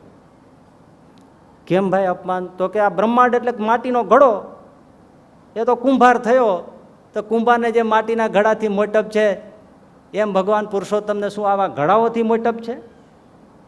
એ તો અનંત કોટી મુક્તના પતિ છે એમ કહો તો એનો મહિમા છે. બાકી અનંત કોટી બ્રહ્માંડના પતિ કયો, એ તો કુંભાર જેવું અપમાન થયું. લ્યો, અને સામે બેઠા છે એ આમ તાળીઓ કરતા છે ને, વાહ વાહ શું વાત કરી દીધી, શું વાત કરી દીધી. પણ એને ખબર નથી મૂર્ખાઓને કે પોતાના ઈષ્ટદેવના જીવ ઉપર પગ મૂકીએ છે. જેને આટલું નાક ન હોય એ નગતાને શું કહેવું, એમ તમે કહો કે આમાં પોતાના બાપના વચનો ઉપર પગ મૂકે. પણ એ એવી વાતો કરીને કરવાનું શું છે કે એ સર્વોપરીને યારે કંઈ લેવા દેવા નથી હોતી. હું સર્વોપરી છું, મારી પાસે જે સમજણ છે ને એ તમને બીજે ક્યાંય ન મળે, એ તમે સમજો. એ સર્વોપરીપણું કેવું છે. અનંત કોટી બ્રહ્માંડના પતિ, ભાઈ અનંત કોટી મુક્તોના પતિ તો પ્રલયાવસ્થામાં પણ હતા. ભગવાન અખંડ હોય છે, પણ બ્રહ્માંડોનું સર્જન કરવાનું વેદો પ્રાર્થના કરે છે ભગવાનને કે હે પ્રભુ તમે સર્જન લીલા કરો, સૃષ્ટિનો વિસ્તાર કરો. કેમ? તો એનાથી આપણા ઐશ્વર્યનો વિસ્તાર થાય, આપણા ગુણો કલ્યાણકારી એનો વિસ્તાર થાય, આપણા સામર્થ્યનો શક્તિનો વિસ્તાર થાય. તો અમે એના ગુણ ગાઈએ, જેથી કરીને પામર જીવો પણ આપને ઓળખી શકે આપનો મહિમા અને આપને પામી શકે. માટે આપ સૃષ્ટિનું સર્જન કરો. તમે એમ કોઈ કહો કે આ રસોઈ છે ને, એની રસોઈ એટલે તોડી નાખી એવી, પણ એ બેઠો જ રહે, કાંઈ બનાવે નહીં. તો પણ એકાદી આઈટમ બનાવે ને પછી તમે મોઢામાં મૂકો કે ઓહો સૂતર ફેણી એટલે કહેવું પડે ભાઈ. આવીને બધા હેન્ડશેક કરી જાય ને, ગજબ કર્યો, પણ આવી તો કોઈ દી ખાધી નથી. આવો તો ચૂરમાનો લાડુ કોઈ દી ખાધો નથી, આવો બટેટા વડા તો કોઈ દી ખાધો નથી. ક્યારે કાંઈક કર્યું ત્યારે ને. એમ ભગવાન પોતાના દિવ્ય તખતમાં તો તમામ મહિમા સમેટીને બેઠો છે, પણ એ કાંઈક જો વિસ્તાર કરે લીલાનો તો મહિમાની પ્રતીતિ થાય કે હા એ ખરેખર છે એવા છે. એટલે બ્રહ્માંડોનું સર્જન કરવું અને અનંત કોટી બ્રહ્માંડના પતિ કહેવાય, એ તો પોતાના ઈષ્ટદેવના મહિમાનો વિસ્તારનું કથન છે. એને આ દાડા એમ કે તો બોલાય જ નહીં, જાણે હગી આંખે કેમ જોઈ આવ્યા હોય.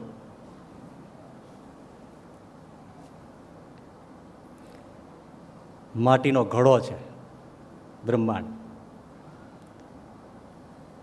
હું એમ કહું તમારી પાસે ખાલી માટીનો ઘડો હોય તો આખી સોસાયટી તમારા ગુણ ગાય? કે અમારી બાજુમાં ચકુભાઈ રહે છે, એની પાસે માટીનો ઘડો છે, છાપામાં દિવ્ય ભાસ્કરમાં મોટા લેખ આવે, માટીનો ઘડો છે, અમારા પાડોશમાં ચકુભાઈ રહે છે, એની પાસે માટીનો ઘડો છે, લેખ આવે. પણ એ ઘડો મથોમથ સોના ચાંદી હીરા માણે પુખરાજ અને કરોડોના રત્નોથી ભરેલો હોય તો પેપરમાં આવે કે નહીં? વાત બદલી ગઈ ને, ઘડો તેનો એ છે, મથોમથ ભરેલો છે. એમ આ બ્રહ્માંડને તમે ઘડો કહો છો, પણ એટલું સમજી રાખો એ ઘડો ખાલી નથી. એ અનેક દિવ્ય વિભૂતિઓથી, લોકોથી ભરેલો, સમૃદ્ધિથી ભરેલો, અનંત મુક્તોથી ભરેલો, અનંત જીવાત્માઓથી ભરેલો, દેવતાઓથી ભરેલો, અરે જ્યાં ભગવાને પોતે અવતાર ધારીને પગલાં પાડ્યા છે એવી દિવ્ય ભૂમિઓથી ભરેલો, એમની પધરાવેલી મૂર્તિઓથી ભરેલો, દિવ્ય શાસ્ત્રોથી ભરેલો, દિવ્ય મંત્રોથી ભરેલો આ ઘડો છે જેની કોઈ કિંમત ન થાય. ખાલી ઘડો નથી. અને એ બ્રહ્માંડનો આ દિવ્ય વિભૂતિની સામર્થ્યને મુક્તોથી ભરેલો આ ઘડો, એનો પાછો એક કર્તા છે. ત્યારે મહિમા સમજાય કે ઓહો, આનો બનાવનાર કેવો હશે. અને આજે પૃથ્વીમાં એક રહસ્ય નથી, કોઈ એક પણ અણુનો આપણે પાર પામી શકતા નથી. તો એનો મહિમાનો પાર ક્યાંથી આવે? તમે વિચાર કરો, જ્યારે ઓસ્ટ્રેલિયાની અંદર શિયાળો વિદેશોમાં બેસે, બરફ પડવા માંડે, તો હજારો માઇલ દૂરથી પક્ષીઓ સફર કરી અને નળ સરોવરમાં ઉતરે. એની પાસે હોકા યંત્ર છે? એની પાસે કોઈ મેપ છે? એને આ નળ સરોવર જડી કેમ જાય છે? એક ભગવાનનું બનાવેલું પક્ષીનું અજાયબા જુઓ તમે, કેવો કરતા છે. એનાથી વિશેષ આશ્ચર્ય તો એ છે ભાઈ, ગમે તેવું પ્લેન બનાવો પણ એને પેટ્રોલ ભરવું પડે. આ હજારો માઇલથી ત્યાંથી ઉડ્યા નીચે તો હજારો માઇલનો વેરાન ખારો ધૂધવા દરિયો છે, ક્યાંય ઉતરી શકાય એવું નથી. ખાધા પીધા ને થાક્યા વગર, વિસામો લીધા વગર આ પક્ષીઓ ઉડીને નળ સરોવર આવે છે. એનો કોઈ શું રહસ્ય છે કોઈ ઉકેલી નથી શકતા. કેમ આવતા છે? ક્યાંથી શક્તિ કાઢે છે? સાવ એમને ભૂખ્યા અને સીધી લાઈનમાં સતત કોણ ઉડી શકે? તમે વિચાર, ધ થઈ જાય. એક પક્ષી આવું બનાવે, એ કરતા કેવો હશે? એનો મહિમા છે, એ બ્રહ્માંડાધીશનો એક કર્તાનો મહિમા છે. આમાં વચનામૃતમાં મહારાજે એમ કહ્યું કે એને સર્વ કરતા જાણે, પણ કાળને, માયાને, 3 ગુણને, 24 તત્વોને, બ્રહ્માદિક દેવતાઓને, સ્વભાવને, પ્રકૃતિને કોઈને કરતા માને નહીં. જોકે એનો વિસ્તાર તો ઘણો છે, પણ હું એમ અહીં કહું કે એક દ્રષ્ટિએ બ્રહ્માંડના સર્જનમાં કાળનું પણ કર્તૃત્વ છે, માયાનું પણ કર્તૃત્વ છે, 3 ગુણનું પણ કર્તૃત્વ છે, 24 ગુણનું પણ કર્તૃત્વ છે, બ્રહ્માદિક દેવતાઓનું પણ કર્તૃત્વ છે, સ્વભાવનું પણ કર્તૃત્વ છે, બધાનું કર્તૃત્વ છે. અરે આ સર્જન સૃષ્ટિમાં માણસનું પણ કર્તૃત્વ છે. પરંતુ એટલું જ શીખી રાખવાનું કે એ બધા પરતંત્ર કરતા છે, સ્વતંત્ર કરતા નથી. એ જે પરાત્પર પુરુષોત્તમ છે એની સત્તાથી આ બધા કાર્યો કરે છે. બસ એટલી સમજમાં સર્વકર્તાનો ભાવ રહેલો છે કે એ સર્વકર્તા છે. આપણે ત્યાં તલાટી છે ને, એ પણ કંઈક કામ કરે છે, મામલતદારે કંઈક કામ કરે છે, કલેક્ટરે કંઈક કરે છે, મંત્રી કામ કરે છે, મુખ્યમંત્રી કરે છે, વડાપ્રધાન પણ કરે છે, રાષ્ટ્રપતિ કંઈક કરે છે. પણ કોઈ એમ માને કે ભાઈ તલાટી છે ને એ સર્વમ સર્વા છે, બસ અમારે તો તમારા માટે બરાબર છે, તમારા બધા કાગળો પતાવી દેતો છે. પણ એના ઉપર કેટલા છે? એટલે જો એમ માને કે બસ આનાથી કોઈ ઉપર નથી, તો વ્યવહારમાં તો બહુ ખોટ ન જાય, પણ મોક્ષ માર્ગમાં જબરી ખોટ જાય. કારણ કે એ પરમ તત્વ છે, એ છૂટી ગયું. એટલે અનંત કોટી બ્રહ્માંડના પતિ ને અનંત કોટી બ્રહ્માંડનો કરતા. અને પાછો આ કુંભાર ઘડો બનાવે ને, તો એ ઘડામાં પાછો કુંભાર સમાય નથી જતો. કુંભાર તો કુંભાર જ રહે છે, અલગ રહે છે. પણ એ સૃષ્ટિ કરતા પરમાત્મા અનંત કોટી આવા બ્રહ્માંડના ઘડા બનાવે છે, મથોમથ ભરેલા બનાવે છે, અનંત અનંત જીવો દેવો ઈશ્વરો છે એમાં, છતાં એ અણુ અણુમાં પાછો સમાય છે. લ્યો, આ બ્રહ્માંડના ઘડાનો મહિમા છે. અન્વય વ્યતિરેક શક્તિ જુઓ કે એક અણુ એના વગર ખાલી નહીં, એની જાણ બારું નહીં. અનંત જીવો જ ગણી લ્યો ને તમે, તે બધા જીવનું જુગ જુગનું એને જ્ઞાન છે. એ મહિમા દર્શાવતું આ બ્રહ્માંડનું સર્જન છે. એને જેને શેખ ચલીને જેમ કાઢી નાખે, બસ એ તો ઘડો કહેવાય. એની તાકાત જુઓ, અંતર્યામી શક્તિ જુઓ તમે. અનંત અનંત અવતારોનું જીવો જેટલા જન્મ ધર્યા બધા એકને ખ્યાલ છે. બાકી આપણી સ્મૃતિ શક્તિ જુઓ. એક જણો ડૉક્ટર પાસે આવ્યો, ડૉક્ટર કે આવો બેસો, શું છે ભાઈ? તો કે સાહેબ મને કાંઈ પણ વસ્તુ હોય ને એ એકાદ સેકન્ડને કે 2 આમ થાય ને ત્યાં હું પાછો ભૂલી જાઉં છું, આવું મને દર્દ થયું છે. એટલે ડૉક્ટર કે તમને આજે તકલીફ છે એ કેટલા વખતથી છે? તો કે કઈ તકલીફ? કઈ આ તમે હમણાં કહેતા હતી, હમણાં હું કહેતો હતો? બોલો કે જા જા ભૈયો જા ભૈયા જા. ત્યાં બીજો આવ્યો કે ડૉક્ટર સાહેબ મને કાંઈ પણ વસ્તુ હોય ને મને 1 મિનિટ તો માંડ માંડ યાદ રહે છે, પછી કાંઈ યાદ રહેતું નથી. ડૉક્ટર કે પહેલાં મારી 150 ફી મૂકી દે પછી વાત કરીએ. બોલો હમણાં ગયો એક આવો, યાદ રહે છે આપણે, આપણું 5 મિનિટ પહેલાંનું યાદ નથી રહેતું. તમે જોજો આ કથા પૂરી થાય ને પછી એને પૂછો શું આવ્યું, અરે બહુ સારું સારું આવ્યું, પણ શું આવ્યું, અરે કાંઈ સમજાય નહીં એવું જ આવ્યું. પણ વાત શું આવી, વચનામૃત ઉપર જ હતું, પણ શું વાત આવી એ તમે વાંચી લેજો ને કે લે યાદ રહે છે કાંઈ? હવે વિચાર કરો, એ અનંત કોટી બ્રહ્માંડનો ધણી, એને કેટલું યાદ છે. એવો મહિમાવંત, સર્વ કરતા સર્વનો પતિ અને અંતર્યામી એવો કોણ છે ને? આ છે જેને હું ઉપાસું છું. એ જે અંતર્યામી હોય પાછો સર્વ સમર્થ હોય, એની પાસે ખોટ શું હોય? આપણી તકલીફ મોટામાં મોટી એ છે ને આ જગતમાં, મન કોઈ સમજતું નથી. સૌને એમ છે, ઘરમાં બધાને એકબીજાને એમ જ છે, મન કોઈ સમજતું નથી. ક્યાંથી સમજે? અંતર્યામી કોઈ છે નહીં. તો ભગવાન જ એક એવું તત્વ છે કે આપણે બરાબર સમજે છે. કેમ?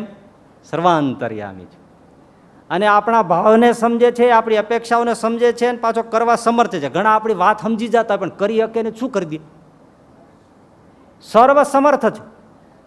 એવું જ્યારે સમજાઈ જાય ત્યારે ભગવાનને વળગાય. જેવી રીતે પેલા રૂપિયામાં સર્વ સમર્થપણું સમજાણું છે, એમ સમજાય ત્યારે ભગવાનમાં અસાધારણ પ્રેમ થાય. બોલો, હવે એક પ્રશ્ન પૂછું. આપણે જેને ભજીએ છીએ એ નિશ્ચય ભગવાન છે એમ તમે માનો છો? એ ભગવાન અનંત કોટી બ્રહ્માંડના અનંત ધામના પતિ અને કરતા હરતા અંતર્યામી છે એમ માનો છો? માનો છો? તો અસાધારણ પ્રેમ છે. તો બંધ થઈ ગયા. નહીં, એમાં મને પ્રામાણિકપણે કયો, તમે માનો છો છતાં પ્રેમ છે? છે? મુક્તાનંદ સ્વામી એટલે પ્રશ્ન પૂછ્યો. આ મુક્તાનંદ સ્વામીના જેટલા પ્રશ્નો છે ને, તેને ખાલી એને વાંચીએ ને તો આંખમાં પાણી આવી જાય કે આ સ્વામીએ શું ગજબ કરી છે. પોતાના કોઈ પ્રશ્નો નહીં અને મુમુક્ષુના એકેય પ્રશ્નો છોડ્યા નહીં. ઓહો, એમણે તરત મહારાજને કીધું, મહારાજ આવો મહિમા જાણતો હોય તો એ અસાધારણ પ્રેમ ન હોય એનું કારણ શું છે? બોલો બોલો, દાદ દેવી પડે આ પ્રશ્નને. હું તો એટલો નાચ્યો આ પૂછ્યું, આ વિચાર્યું પછી મેં કીધું સ્વામીને આ, કારણ કે આપણી જ મનોદશા છે. આપણે આખો દિવસ એ જ કહીએ છીએ કે ભગવાન સ્વામિનારાયણ સર્વ કરતા છે, અનંત કોટી બ્રહ્માંડના પતિ છે. હમણાં ન કીધું એમ ઓવર વહી ગયેલા વાતું છે, પણ અસાધારણ પ્રેમ થઈ જવો જોઈએ તો નથી. મહારાજે પણ જવાબ આપ્યો. જુઓ, એક એક આ તો ભાઈ મીઠાશ ને રસની વાત છે, સમજદારીની વાત છે. આ શ્રીજી મહારાજે કહ્યું, સ્વામી જો આવો મહિમા જાણતો હોય તો એને અસાધારણ ભગવાનને વિશે પ્રેમ હોય જ, પણ એને ખબર નથી. એટલે આપણે ગપ્પુ મારી શકીએ કે ભાઈ અમે તો જાણીએ છીએ, તો પછી પ્રેમ કેમ નથી? એ મહારાજે કીધું ને, ખબર ન હોય આપણને, બાકી હોય જ ને. આ તમને વિચાર નહીં આવ્યો, પણ હું તમને શીખવાડું. તમને આ ગપ્પુ મારવા જેવું બહુ આસાન છે. બસ ગમે એને કોઈ પણ હોય ને કે આવું ક્યાં, આપણને ખબર ન હોય, બાકી પ્રેમ ન હોય આમાં લખ્યું છે. જો પણ હું ઈમાનદારીથી પૂછ્યું કે એટલો તો ખ્યાલ છે ને સાધારણ પ્રેમ નથી? નથી એટલો તો સ્વીકારો છો ને, તો આગળ વાત હાલે. હા, સમજીએ છીએ કે આ સર્વ સુખના ધામ છે, અનંત કોટી બ્રહ્માંડનો પતિ છે, સર્વાંતર્યામી છે, સુખ સુખનો દરિયો છે, અને એ આ છે એમ જાણીએ છીએ તો પણ પ્રેમ થતો નથી. સીધી સાદી વાત. હું પૂછું એ હા પાડવાની હો, એટલે જવાબ આપવાનો. હા તો તમારે પાડવી પાડજો. પૈસો છે એનાથી બધું જ થાય છે, અને જેની પાસે 25-50 કરોડ હોય એની પાસે શું નથી? એ પૈસાથી ધાર્યું કરી શકે, જોઈએ ખરીદી શકે. એને કોઈ વસ્તુ પછી આસાન ન હોય એવું નથી. હકીકત છે ને, કરોડો રૂપિયા જેની પાસે છે એને શું?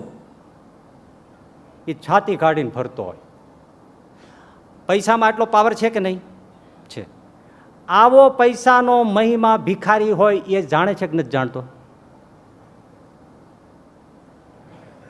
છતાં એ ભિખારી ટાઈટ થઈને હાલી શકે છે? પૈસાનો જ મહિમા એ બરાબર જાણે. યથાર્થ જ જેલો પેલો તવંગર જાણે છે ને એટલો જ ભિખારી જાણે છે કે પૈસામાં જ બધું છે. પૈસો આવે તો જોવો જમાવટ કરવી. મહિમા બરાબર જાણે છે. રૂપિયામાં શું ભર્યું છે એ ભિખારીમાં ભિખારી જાણે છે. પણ એ ભિખારી ખોખારો ખાઈ નથી શકતો. એક દરબાર બીમાર થઈ ગયા હતા, ડૉક્ટર પાસે ગયા. ડૉક્ટરે વાળી તપાસીને કીધું, ડૉક્ટર આ બિચારા દરબાર તો વ્યસનમાં બધું વયું ગયું હોય, ખખડી ગયા હોય. એટલે પછી ડૉક્ટરે પૂછ્યું કે તમે છેલ્લી વખતે શું જમ્યા હતા, શું ખાધું હતું? તો કે ખોખારો ખાધો હતો. કઈ હોય તો ખાઈ ને, ખોખારો ખાધો હતો મેં. પણ એ ગરીબ રાખ ભિખારી પૈસાનો યથાર્થ કદાચ આપણા કરતા વિશેષ તવંગર કરતા 1 રૂપિયાનો પણ કેટલો મહિમા છે ભિખારી જાણે છે. 1 રૂપિયાનો પણ એ ખોખારો ખાઈ નથી શકતો. કેમ? એના ભાષણમાં નથી. આ સમજજો, મારે તમારે બધાય સમજવાનું છે. એમ આપણે કહીએ છીએ કે મારો પ્રભુ અનંત કોટી બ્રહ્માંડનો પતિ છે, સર્વધામનો પતિ છે, આવો મોટો છે, પણ આપણા કટોરામાં કાંઈ નથી. એ પેલા ભિખારીની જેમ રૂપિયાનો મહિમા જાણીએ છીએ, પણ કટોરામાં નથી. કટોરામાં ક્યારે આવે? એ પેલો ભિખારી કાંઈક મહેનત કરે, કાંઈક લોટરી લાગી જાય. ભીખુદાનભાઈ વાત કરે ને કે અમારે ઓળખીતો હતો આજુબાજુ સોસાયટીનો, તે રોજ લોટરી જ લે, ટિકિટો રૂપિયાની લોટરીની ટિકિટ લીધે જ રાખે. હવે એમાં તો રૂપિયા જાય જ, અને એને કંઈ લાગી નહોતી. એટલે પૂછ્યું એકવાર કે ભાઈ તું આ રોજ રોજ લોટરી શું ખરીદ્યા કરે છે, નકામાં રૂપિયો નાખ્યા જ કરે છે? ભીખુદાનભાઈ કે ને જવાબ મને બહુ સરસ આપ્યો. એ તમને સમજાય એટલો જ આનંદ હો, તો નહીંતર ન આનંદ આવે. મેં કીધેલા તું લોટરી શું વારે વારે રૂપિયો કરીને ખરીદ્યા કરે છે? તો પેલો કે ભીખુદાનભાઈ, અમારી જેવા ગરીબને લાખોપતિ રાતોરાત થવાનો આ સિવાય બીજો કોઈ રસ્તો ખરો? તમે વાત જુઓ, આ સિવાય અમારે બીજો કોઈ રસ્તો ખરો? ગજબ. એમ એવાને કદાચ લોટરી લાગી જાય. હમણાં એક કબાડી ભંગારવાળાને લાગીને કંઈક 17 કરોડની લોટરી લાગી. હું છાપામાં આવું વાંચું ખરો એટલા માટે કા તમને કહેવાય, બાકી શું? એટલે તોય દાંત કાઢે છે.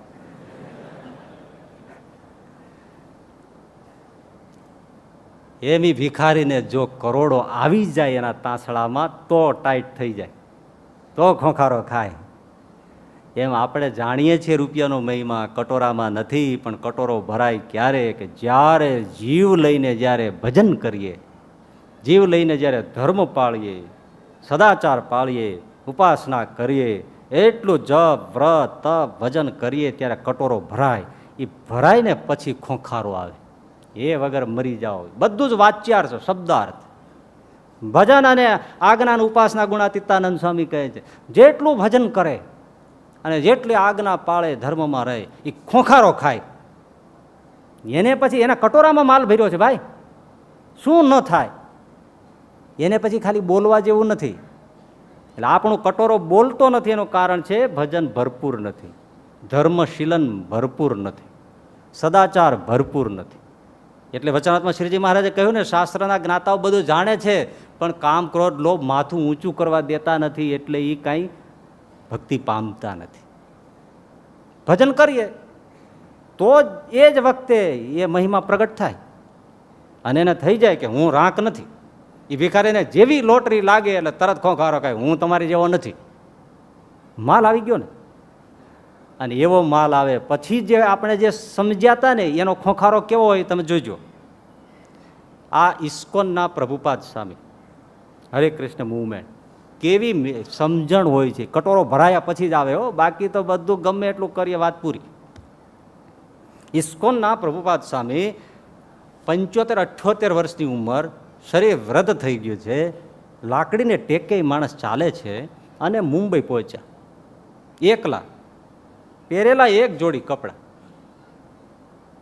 અને એક થેલો, એમાં ગીતાનું કૃષ્ણની મૂર્તિ અને એક મંજીરા, બાકી કાંઈ નહીં. ત્યાં એક જે આ જહાજોને કાર્ગોનું બધા કરતા હોય સફર, બધા માલ સામાનની, એમનું નામ સાંભળ્યું છે, ત્યાં જઈને બેઠા. વાત કરી મારે અમેરિકા જવું છે.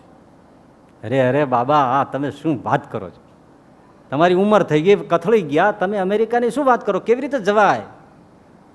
ત્યાં જઈને તમે શું કરો? તમારી પાસે કાંઈ છે? મારી પાસે કૃષ્ણ છે, મારી કૃષ્ણની સંપદા એ જ મારી સંપદા છે, મારી પાસે બીજું કાંઈ તમે જોવો એવું કાંઈ નથી. બાબા પણ એ ભાવનાની વાતમાં ચાલે, પણ તમારી પાસે હોય નહીં તો તમે શું કરો? ના, હું તમને કહું છું, મને તમે તમારા જહાજમાં બેસાડી દો, હું ઉતરી, પછી મારું જે થાય હું ફોડી લઈશ. પણ અમને ચિંતા તો થાય ને, તમને ઉતારી નાખ્યા પછી તમારી ચિંતા મૂકી દેવાની. મને ચિંતા નથી, તમે શું કામ ચિંતા કરો છો? એ ક્યાં બળથી કટોરો ભરેલો છે ને, એક દિવસ તો આમ કાઢી જોઈએ. એક દિવસ કટોરો ખાલી છે, આનો કટોરો ભરેલો છે. અને આપણે જોગી સામે જેમ લંડનની સભામાં એમ બોલ્યા કે અમે અમારા રોમ રોમમાં શ્રીજી મહારાજ ભર્યા છે, અમે ખાલી નથી. પ્રભુપાદ સ્વામી કે મારે કૃષ્ણ મારી સંપદા છે. પેલા લોકો સારું જહાજને કેબિન આપી દીધી, દૂધ ફળફૂલ આપતા રહ્યા, ઉતરી ગયા અમેરિકા. કાંઈ હતું તો નહીં, કોઈ મિત્ર સ્વજન ઓળખીતું નહોતું. વર્ષો પહેલાની વાત છે ભાઈ. આજે તો કોઈક ઇન્ડિયન મળી જાય, ત્યારે કોઈ નહોતા. ઉતરીને સીધો એક બગીચો હતો, ત્યાં જઈને બેસી ગયા. થેલીમાંથી મંજીરાની જોડી કાઢી અને હરે કૃષ્ણ વાળા તો જે રીતે મજાથી આમ ધૂન કરતા હોય છે, હરે રામ રામ રામ, મજાની વાત હોય છે. અને તલ્લીન બનીને ધૂન બોલે છે અને જર જર આંખમાંથી આંસુઓ જાય. અસાધારણ પ્રેમ હવે થાય, કટોરો ભરેલો છે ત્યારે થાય. આંખો બંધ છે, કેટલો સમય ગયો એને ખબર નથી, કેટલો સમય ગયો. એ બધા અમેરિકન ધોળિયાઓ બધા એ ચારે બાજુ આમ ટોળું વળી ગયા. આ કોણ છે? માથે મુંડન, ભગવા કપડાં, મોટું લાંબુ તીલું, વિચિત્ર વેશ. અને આવું તો કોઈ દી જોયું ને કે આ વગાડે અને ભજન કંઈક બોલે છે, શું બોલે છે એ જ ખબર નથી. કલાકો પછી જ્યારે એમને આંખ ખોલી ત્યારે ઓલા લોકોએ પૂછ્યું કે તમે કોણ છો, ક્યાંથી આવો છો, તમે શું કરો છો, અને આ શું કરતા હતા? ત્યારે પ્રભુપાદ સ્વામીએ એમને થોડી પોતાની માહિતી આપી અને તુરંત કૃષ્ણની કથા કહી. હું તો કૃષ્ણનું કીર્તન કરતો હતો, એ કોણ છે? બેસો. English powerful. અને આવનારા જ એના પહેલા શિષ્યો ત્યાં થયા. અને આ જુઓ છો કાકા, વિશ્વમાં હરે કૃષ્ણ મુવમેન્ટ, અબજોની સંપત્તિ, જેની પાસે મંજીરાની જોડી હતી. આ કૃષ્ણ મારી સંપદા છે, અનંત કોટી બ્રહ્માંડનો પતિ છે, એને મહિમા થાય છે. એ અંતર્યામી જાણે છે. અંતર્યામી જાણ્યો કોને કહેવાય? કે જે પોતે અંદર અને બહાર ભૂંડા ઘાટ કે ભૂંડી ક્રિયા ન કરી શકે, એને અંતર્યામી જાણ્યા કહેવાય. તો અંતર્યામી જાણે છે. આવું સમજે તો એને અસાધારણ પ્રેમ છે. પણ મહારાજ એમ કહ્યું કે જો આવું સમજતો હોય, અસાધારણ પ્રેમ હોય, પણ એને ખ્યાલ ન હોય. હવે એ થોડુંક સમજી લેવાનું છે, એને ખ્યાલ ન હોય. દ્રષ્ટાંત આપ્યું, જેમ બલરામજીને પેલો પ્રલંબાસુર લઈ ગયો, આકાશવાણીએ કહ્યું કે તમે ડરો છો, તમે કોણ છો યાદ કરો. અને થયું કહો હું તો શેષાવતાર છે. એક જ એને મસ્તક ઉપર મુષ્ટિકા મારી પ્રલંબાસુરને મારી નાખ્યો. હનુમાનજી સાગર કિનારે ઊભા છે, વાંદરો છે, આ દરિયો ઓળંગીને જવો છે, બધા પોતપોતાની શક્તિઓ બોલે છે, હનુમાનજી કંઈ બોલતા નથી. જામવંતજીએ કીધું કે હનુમાન તું કેમ ચૂપ છો, તારામાં અપાર બળ છે, ઊભો થા તું. એને બિરદાવ્યા. હનુમાનજીને થયું કે હું આવો છું, અને રામ રામ કહીને શરીર વધાર્યું. ઓહો, અને છલાંગ મારીને ગયા. બે દ્રષ્ટાંત આપ્યા. આમ જુઓ ને, આ દ્રષ્ટાંત શક્તિના અર્થમાં બરાબર છે. આ દરેકમાં કાંઈક કે કાંઈક એવી શક્તિઓ પડી હોય છે, પણ એ શક્તિને આપણે જાણતા નથી હોતા. પ્રસંગ આવે ને જો એને કામ સોંપવામાં આવે તો પાછું તમારે અદ્ભુત કાર્ય કરી બતાવે. એના મેનેજમેન્ટ પાવર હોય છે, શક્તિને ડેવલપ. ટીચિંગનો અર્થ શું છે? જે અંદર આપણે છુપાઈ ગયું છે એને બહાર લાવવું, એનું નામ સ્કૂલ કહેવાય. બાકી સ્કૂલ કંઈ નવું નથી નાખી દેતી. તો શક્તિના અર્થમાં બરાબર છે, પણ સમજદાર હોય એને તરત પ્રશ્ન થાય કે ભાઈ પ્રેમ એવી વસ્તુ છે કે આપણને કોઈ કહે તો ખબર પડે? એ તો અંદરથી જ ગુદગુદી થાય.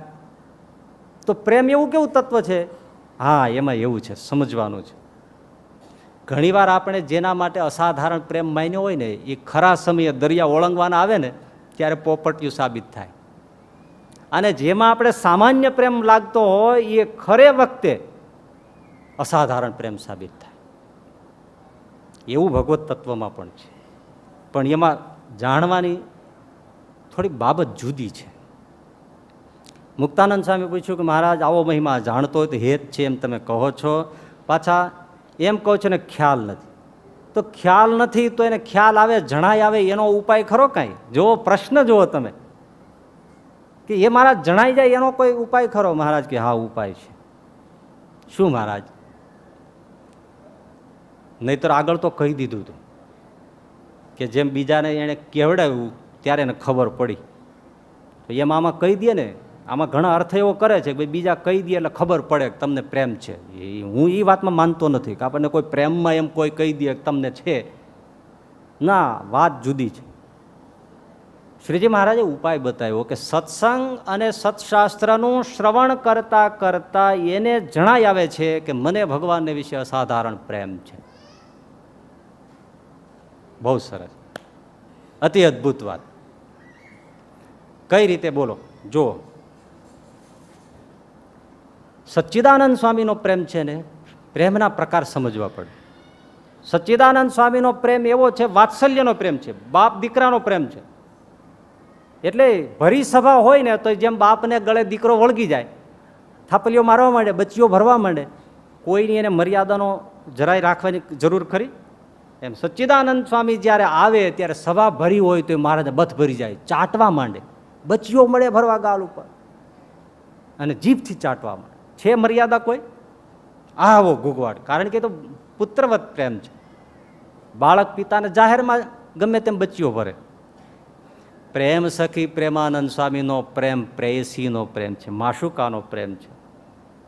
કોઈ સ્ત્રી પોતાને ચાહત પુરુષને પ્રેમ કરતા હોય તો જાહેરમાં એની પાસે ન જાય, મર્યાદા છે. છુપકે છુપકે દૂરથી એને દ્રષ્ટિથી પ્રેમ કરશે, પીશે, પાસે નહીં જાય, આવું નહીં કરે. એમ પ્રેમાનંદ સ્વામીનો પ્રેમ કાંત ભક્તિનો છે, મધુરા પ્રેમ છે, પ્રેયસી પ્રેમ છે. તો એમાં સચ્ચિદાનંદ સ્વામી જેમ ઘૂઘવાટ નથી. બ્રહ્માનંદ સ્વામીનો પ્રેમ સખા ભાવનો છે. એ મહારાજનો હાથ ચાલે છે, ખડખડાટ હસે છે, એકબીજાના સાથળો પર થપાકા મારે છે. પ્રેમ છે, પણ એ પ્રેમનો પ્રકાર સચ્ચિદાનંદ સ્વામીથી ફરી ગયો, જુદો થઈ ગયો. કારણ કે એમાં થોડી મર્યાદા સખામાં આવે, બાળકમાં ઓછી હોય. માશુકા પ્રેમ છે એમાં તો બહુ મર્યાદા છે. મુક્તાનંદ સ્વામી અને ગોપાળાનંદ સ્વામીનો પ્રેમ દાસ ભક્તિનો છે. એ આમ જ બેઠા છે. એ ક્યારેય ઊભા થઈને ગાલે હાથ ફેરવે સ્વપ્નમાં કલ્પના કરી ન શકો. હનુમાનજી ઊભા થઈને રામને આમ બચી ભરે? દાસ છે, પૂરી મર્યાદા. કોઈ માલિકનો નોકર બધા બેઠા હોય ને આવીને એમને આમ મારે, શેઠ સાહેબ કે મજામાં છો ને? નહીં, ગમે એટલો પ્રેમ હોય તો મર્યાદા છે. એટલે આમાં શું થાય કે સચ્ચિદાનંદ સ્વામીનો પ્રેમ, બ્રહ્માનંદ સ્વામીનો સુરા ખાચરનો પ્રેમ જ્યારે જોવાય દેખાય ત્યારે બીજા હોય એને એમ થાય કે ઓહો, આપણને આવો પ્રેમ નથી. અને થયું તું સિદ્ધાનંદ સ્વામી સચ્ચિદાનંદ સ્વામીના શિષ્ય, અને એનો પ્રેમ કેવો અસાધારણ હતો એ આપણે પ્રથમના 44મા વચનામૃતમાં વિવરણ વખતે એ પ્રસંગ કહ્યો છે. એવા સચ્ચિદાનંદ સ્વામી પ્રેમ મૂર્તિ હતા આ સિદ્ધાનંદ સ્વામી, સચ્ચિદાનંદ સ્વામીના શિષ્ય. તો પણ સિદ્ધાનંદ સ્વામીએ કેટલી વાર સચ્ચિદાનંદ સ્વામીને કીધું છે, એ લગભગ હરિચરિત્ર ચિંતામણી ભાગ પહેલામાં આ પ્રસંગ છે કે સ્વામી ગુરુ મહારાજ, મને તમારા જેવો મહારાજમાં પ્રેમ નથી. જો પ્રેમ છે પણ એને જણાતો નથી ને. કેટલી અદ્ભુત અદ્ભુત વાતો છે. એ જ ફરિયાદ કરે, મને તમારા જેવો સ્વામી, મને મહારાજમાં પ્રેમ નથી.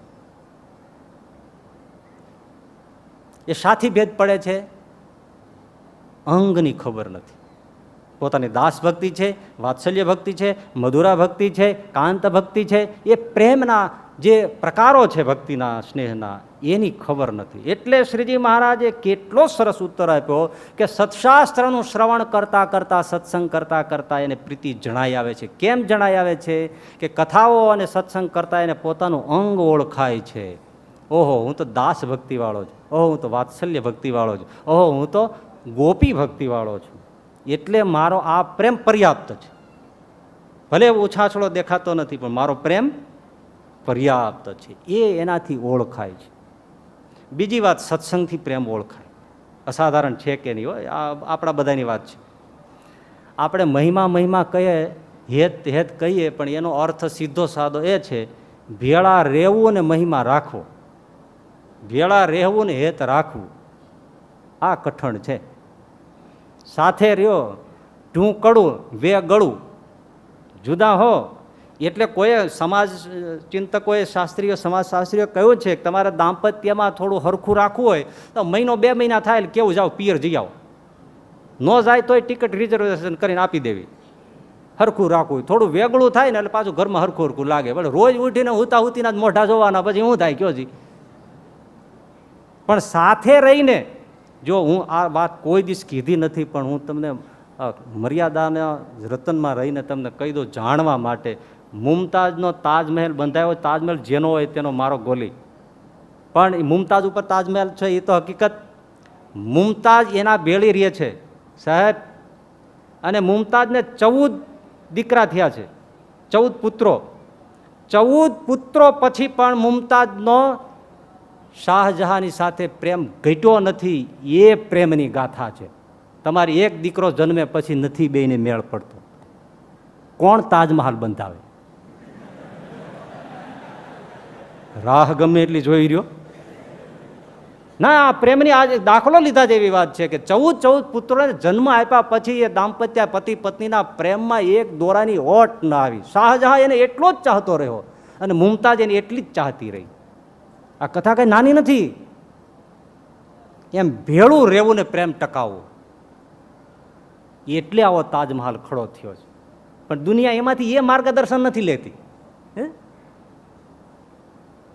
એની પત્ની એના પતિને કહે હું મરી જાઉં તો તમે કાંઈ આવું બંધાવો કે નહીં? તો કે મરી જા એટલે બંધાવો. બોલો કેવો કંટાળ્યો હોય છે કે હું બંધાવા તૈયાર છું, પૈસાની સગવડતા જ છે, તું મરી જા. હવે આમાં શું થાય ભલા? પતિ પત્ની ગોવા ફરવા ગયા, તેમાં પત્નીએ પેલા જીસસ ક્રાઇસ્ટનું સ્ટેચ્યુ જોઈને આમ ચડાવી દીધેલું, તો આ પત્ની જઈને એના પગ ચૂમ્યા આમ. તો પતિ ખીજાણો, ત્યાં જઈને પગ ચૂમે છે તો હું તારો ધણી છું, કોઈ દી મારા પગ ચૂમ્યા તો તારાય ચૂમું, તું આમ લટકી જા. આખો દી ચૂમ્યા કરું, લટકી જા તું. ભેળા રહેવું ને પ્રેમ. કેમ તમે નવા નવા પરિણામ ત્યારે કેવી ચાય બનીને આવતી, કેવો નાસ્તો આપતો, તમને ઇડલી ભાવશે કે ઢોકળા ભાવશે? હવે તો માથા મારી મારી ઢોકળા કરી નાખે છે. ભેળું રહેવું ને પ્રેમ, ભેળું રહેવું ને મહિમા, એ સત્સંગમાં રહેતા રહેતા જણાય છે. જેમ જેમ દિવસો જાય તોય એને પ્રેમ રહે, તો એને થાય કે આ પ્રેમ સાચો છે. સમજાય છે વાત? ત્યારે મહિમા ખરો. ભેળા રે બોલવા ચાલવાનું થાય, ભેળા રે માન અપમાન થાય, ભેળા રે વઢવા ધોખવાનું થાય. અને પેલી વાત છે કે વઢે પ્રેમ ઘટે, અને વઢે અને જો પ્રેમ ન ઘટે તો પ્રેમ સાચો. ઘણા એમ કહેતા અમને કેતું રહેવું, અમને કેતું રહેવું. એમાં કેતું રહે ને એટલે પછી એના અવગુણ આવે. જો હેત રહ્યું, પેલા તો આમ લાગતું હતું કે ઓહો આ તો કેવું કહે છે, અમને કેતું રહેવું, કેતું રહેવું. ઘણા એવા કહેતા, સાધુએ પણ ઘણા એવું કહેતા, અમને કોઈ કહેતા રહ્યા ને તો અમને પોષણ મળે. વઢવું એટલે અમને સારું રહે, પણ જેવા વઢો અવગુણ આવે. અમને જ કીધી રાખે આમ છે ને તેથી આમ હતું ને તેથી આમ. પછી એની પાસે જેટલા બેસે એટલા અવગુણ ઘાલે. એ આમ બરાબર પણ આ ઠીક નહીં, આમ નહીં, એની પાસે બેહવા જેવું નહીં, એની પાસે જવા જેવું નહીં. જેટલા બેસે, આ મારા અનુભવમાંથી બોલું છું, જેટલા બેસે એટલા અવગુણ ઘાલે. આમ નથી, એનો સ્વભાવ આવો છે ને ઓલાનો સ્વભાવ આવો છે ને ઓલાનો સ્વભાવ આવો છે. પોતાને હરખું ન પડ્યું એટલે પછી એમ નથી કહેતો ભાઈ મારામાં કંઈક સ્વભાવ હોય અને મારી ભૂલ છે એ હું ઓળખી નથી શકતો.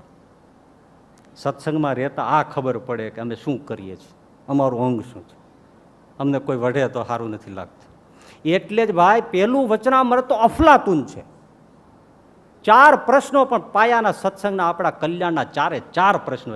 એક પ્રતિનિધિત્વ હું તો ત્યાં સુધી તમને સાઇન કરીને લખી દઉં કે પેલા વચનામતના 4 પ્રશ્નો ટોટલ એની સામે 272 કે 264, 262 આખો વિસ્તાર છે એનો. મૂર્તિના સુખનો, માયાના આવરણનો, ધામનો અને અસાધારણ સત્સંગમાં હેત થવાનો. મહારાજે કહ્યું અસાધારણ પ્રીતિ એટલે નથી થતી, વાતના કરનારાનો તરત અવગુણના અભાવ આવે છે. હવે તમે વિચાર કરો આમાં કોને અવગુણ અભાવ નથી આવતો.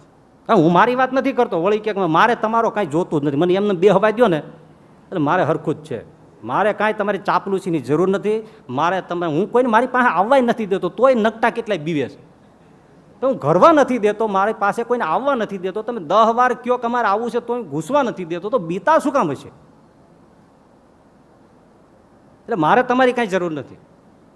પણ જેને પ્રેમ જોતો હોય તો અવગુણને અભાવ પેલો. મહારાજ કે પછી વજ્રલેપ થાય અને સત્સંગમાં આવે, પડખે બેસનારા અંગ પેલું આ પાડે, ઓઈલો આવો નથી, ઓઈલો આવો નથી, ઓઈલો આવે છે, ઓઈલો આવે. આખી જિંદગી માળા ગહી નાખે, ચાંદ્રાયણ કરે, ઊંધો થઈ જાય, કચરો વ્રત કરે, પાણી ન લે, નાય નહીં, જે ન કરો એનો બધું કરે, એને હેત ન થાય. કારણ કે એની દ્રષ્ટિ જ વહી ગઈ ને. આ મારા વચનો નથી, સહજાનંદ સ્વામીના વચનો છે. એને કોઈ હારો જ રહેવા જ ન દીધો. અને એ પાસે એમ કહેતા કે અમને 2-3 જણા આ છે એ તમને હારા છે, ભેળા રહ્યો, તમારા લખણ છે ને એટલે તમને ન્યાય અભાવ આવશે. શ્રીજી મહારાજ ખોટા પડે કે પોતાના ઈષ્ટદેવ સુધી અવગુણ આવે. બુઢા ધોધલને શું થયું? છેલ્લેથી લઈને ઉપર સુધી અવગુણ આવ્યા. કારણ કે તમારી પ્રકૃતિ છે, સારું જોઈ શકતા જ નથી, ખોટું તરત દેખાય છે. એટલે સત્સંગમાં રહેતા ખબર પડે અવગુણ આવવાનો સ્વભાવ. મૂળજી બ્રહ્મચારીને કાઢી મૂકે મારે કે વયો જા, પાછા એ જ ભાઈ માથે ટોપલો કેરીનો લઈને દબાણથી આવે અને મહારાજની સામે બેસીને પાછો એને જમાડે. આમાં ઊભો થઈને સહજાનંદ ભેટે. એ તો મહારાજે પોતે કીધું ને વચનામૃતમાં, ભાઈ તમે નોકર ચાકર વડી ધકીને ગમે તેમ કયો, છતાં એને કાંઈ ન થાય તો હેત થાય કે નહીં. એ કસોટી ભેળા રહેવામાં છે. અસાધારણ પ્રેમનું લક્ષણ આમાં છે. હજી અસાધારણ પ્રેમ સત્સંગ અને સત્શાસ્ત્રના શ્રવણથી કેમ થાય છે એ હું તમને કહું. મધ્યના 29માં શ્રીજી મહારાજે કહ્યું કે ચિત્ત આકર્ષિત થયું હોય ભગવાનમાં, તેના લક્ષણ શા? ગમે તેવો રોગ આદિ કે કરીને અવરાઈ ગયો હોય, ગમે તેવો માર્ગે કરીને થાક્યો હોય, ગમે તેવો વ્યવહારમાં છવાઈ ગયો હોય, ગૂંચવાઈ ગયો હોય, પણ જે વખતે એને ભગવાનની ભગવદ્ વાર્તાનો પ્રસંગ નીકળે તો જાણે કાંઈ જ થયું નથી. એવો થઈને જ્યારે ભગવાનની કથા સાંભળવા કરવા તત્પર થઈ જાય ત્યારે જાણીએ કે ભગવાનમાં અસાધારણ પ્રેમ છે. એટલે લખ્યું સત્શાસ્ત્ર એના શ્રવણ કરતાં કરતાં ને સત્સંગમાં રહેતા થકાય પ્રીતિ હોય તો જણાય આવે. અંદર તાકાત હોય ને તો જ દરિયા કિનારે પ્રગટ થાય હનુમાનજી, હોય ને તો બીજાને કેમ ન પ્રગટ થઈ? કે હતી નહીં. એટલે જો હોય તો શ્રવણ કરતા સત્સંગમાં રહેતા થકા પ્રીત પ્રગટ થઈ આવે. વાહ વાહ. હવે આપણને 5 મિનિટ ધૂનમાં નથી બેસાતું, 5 મિનિટ પૂજા નથી થતી, 5 મિનિટ સત્સંગ લંબાઈ ગમતું નથી, અને અસાધારણ પ્રેમની વાતો કરીએ છીએ. અને આમાં ચિત્ત આકર્ષિત થયું હોય એ ભાન ભૂલી જાય. નરસિંહ મહેતો એના બાપનું શ્રાદ્ધ કરવું તો એની પત્ની માણેક મહેતીએ કીધું જરા પાછળ ઘી લઈ આવો પતિદેવ. અને નરસિંહ મહેતા કડતાલ તો ભેળી જ. એને પેલા દુકાન પાસે જઈને લાંબી આખ્યાન કથા છે, પણ હું તો ટૂંકમાં, આવો આવો નાગરદાસ, આવો આવો વૈષ્ણવ, આવો આવો પ્રભુ, શું જોઈએ? ઘી જોઈએ, ઘી આપું, કીર્તન સંભળાવો. અને નરસિંહ મહેતાએ કડતાલ લીધી, ગાવા માંડ્યા. બપોરના 2 વાગ્યા. ક્યાં ગયું બાપનું શ્રાદ્ધ? એ તો ભૂલી ગયા. ત્યારે દોડવું પડ્યું ઓલા ગોલોકાધિપતિને, ઓલો ત્યાં બેઠો બેઠો કીર્તન કરે છે. હવે એના બાપનું શ્રાદ્ધ મારે કરવું પડશે. અને કર્યું. દેહ ભાન ભૂલી જાય તો સમજવાનું. એ સત્સંગ કરતા કરતા, સત્શાસ્ત્રનું શ્રવણ કરતા કરતા ખબર પડે કે અસાધારણ પ્રેમ છે કે નહીં. પૂજામાંથી ઊભું થવાનું, સીધું કહું, પૂજામાંથી ઊભું થવાનું મન ન થાય, સમજો ભગવાનમાં પ્રેમ થયો. આ તો જલ્દી આટોપીને ઘરો ભૂરો દળિયો બળિયો વાળીને જવા દો. એના ઘરનાને કહેતો છે પેટી મૂકી દેજે, આ ધોતી નાખી દેજે, આ મને આ ચાદરને ગોઠવી દેજે, હું આ ભાગ્યો. તેની પત્ની માથાની હોય, હાં સુધી એમને પીડ્યું હોય. એનું પ્રેમનું પ્રદર્શન. દેખાઈ જાય ને, જો સાહેબ આ મારું ખોટું હોય તો મને તમે કહેજો. અસાધારણ પ્રેમ કેમ થાય? સત્સંગ અને સત્શાસ્ત્રના શ્રવણથી એને જણાય આવે છે. તો આવો પ્રેમ હોય એનો આટલી બધી વિસ્તાર તો કરી. પણ આપણો મને એક ચિંતકનું મેં હમણાં વાક્ય વાંચ્યું, મને તો બહુ આનંદ થયો. મને કે કોઈ વાતો આપણે ગમે તેટલી સારી કરીએ ને તો ઓડિયન્સને રસ ન પડે એનું એક જ કારણ કે તમે જે વાત કરો છો એ એને જોતી નથી. એને જોઈતી ન હોય એટલે એને રસ ન પડે. નહીંતર હું સમજુ છું આ વાત હું મારા જીવમાં રહીને બોલું છું. 1 કરોડને માથે 100 વાળ ચડાવો એટલી આ કિંમતી વાત છે, એટલું મંથન કરીને આ વાત હું લાવ્યો છું. પણ સામે ગ્રાહક નથી એટલે કોઈને નથી ને જોઈતો જ નથી. હલી જાય જે માણસને પ્રેમ જોતો હોય તો હા હા હા પાયાની વાત છે ભાઈ, પણ ગ્રાહક નહીં તો શું કરે? તો અસાધારણ પ્રેમની આ એક પગલીઓ છે. હજી જો હવે છેલ્લો જ એક જ છે. મુક્તાનંદ સ્વામી કીધું, મહારાજ આ દેશકાળ ભૂંડા થાય ભલા થાય, ક્રિયા ભલી ભૂંડી થાય, એનું કારણ શું છે? મહારાજ કે સ્વામી એનું કારણ તો જેવા પુરુષ, મોટા પુરુષ જે દેશમાં રહેતા હોય તો ગમે તેવો ભૂંડો દેશ હોય, કાળ હોય, ગમે તેવી ભૂંડી ક્રિયા હોય તો બધા રૂડા થઈ જાય. હા. અને કોઈ એવા દેશમાં પાપીઓ લોકો રહેતા હોય તો ગમે તેવો સારો દેશ હોય, સારો કાળ હોય, સારો ક્રિયા હોય, બધી ભૂંડી થઈ જાય. કેન્દ્રમાં કોણ છે? પુરુષ. સારા નબળા પુરુષને હિસાબે લઈને અસરને લીધે દેશકાળ ક્રિયા સારા નબળા થાય છે. આના ઉપર તમને એક જ દ્રષ્ટાંત આપીને પૂરું કરીશ. એક પાદરી રવિવારે ચર્ચમાં પ્રવચન કરતો હતો. પ્રવચનમાં એમણે એવો બોધ આપ્યો કે જે સારા કામ કરે છે અને પ્રભુનું નામ લે છે એને સ્વર્ગ મળે છે. જે ખરાબ કામ કરે છે અને પ્રભુનું નામ નથી લેતો એને નર્ક મળે છે. વાત તો એક ને બે બરાબર સાફ. સારા કામ કરે છે, પ્રભુનું નામ લે છે, સ્વર્ગમાં જાય છે. ખરાબ કામ કરે છે, પ્રભુનું નામ નથી લેતો, એ નર્કમાં જાય છે. એક માણસ ઊભો જ થયો. ફાધર પ્લીઝ 1 મિનિટ, મારો ક્વેશ્ચન છે, પ્રશ્ન છે, બોલો. તમે કહ્યું કે સારા કામ કરે ને પ્રભુનું નામ લે સ્વર્ગમાં જાય, ખરાબ કામ કરે ને પ્રભુનું નામ ન લે એ નર્કમાં જાય. વાત હું સ્વીકારું, પણ મને એનો જવાબ આપો કે જે ખરાબ કામ કરે છે ને પ્રભુનું નામ લે છે એ ક્યાં જાય છે? આપણો પ્રશ્ન આવ્યો ફરીને.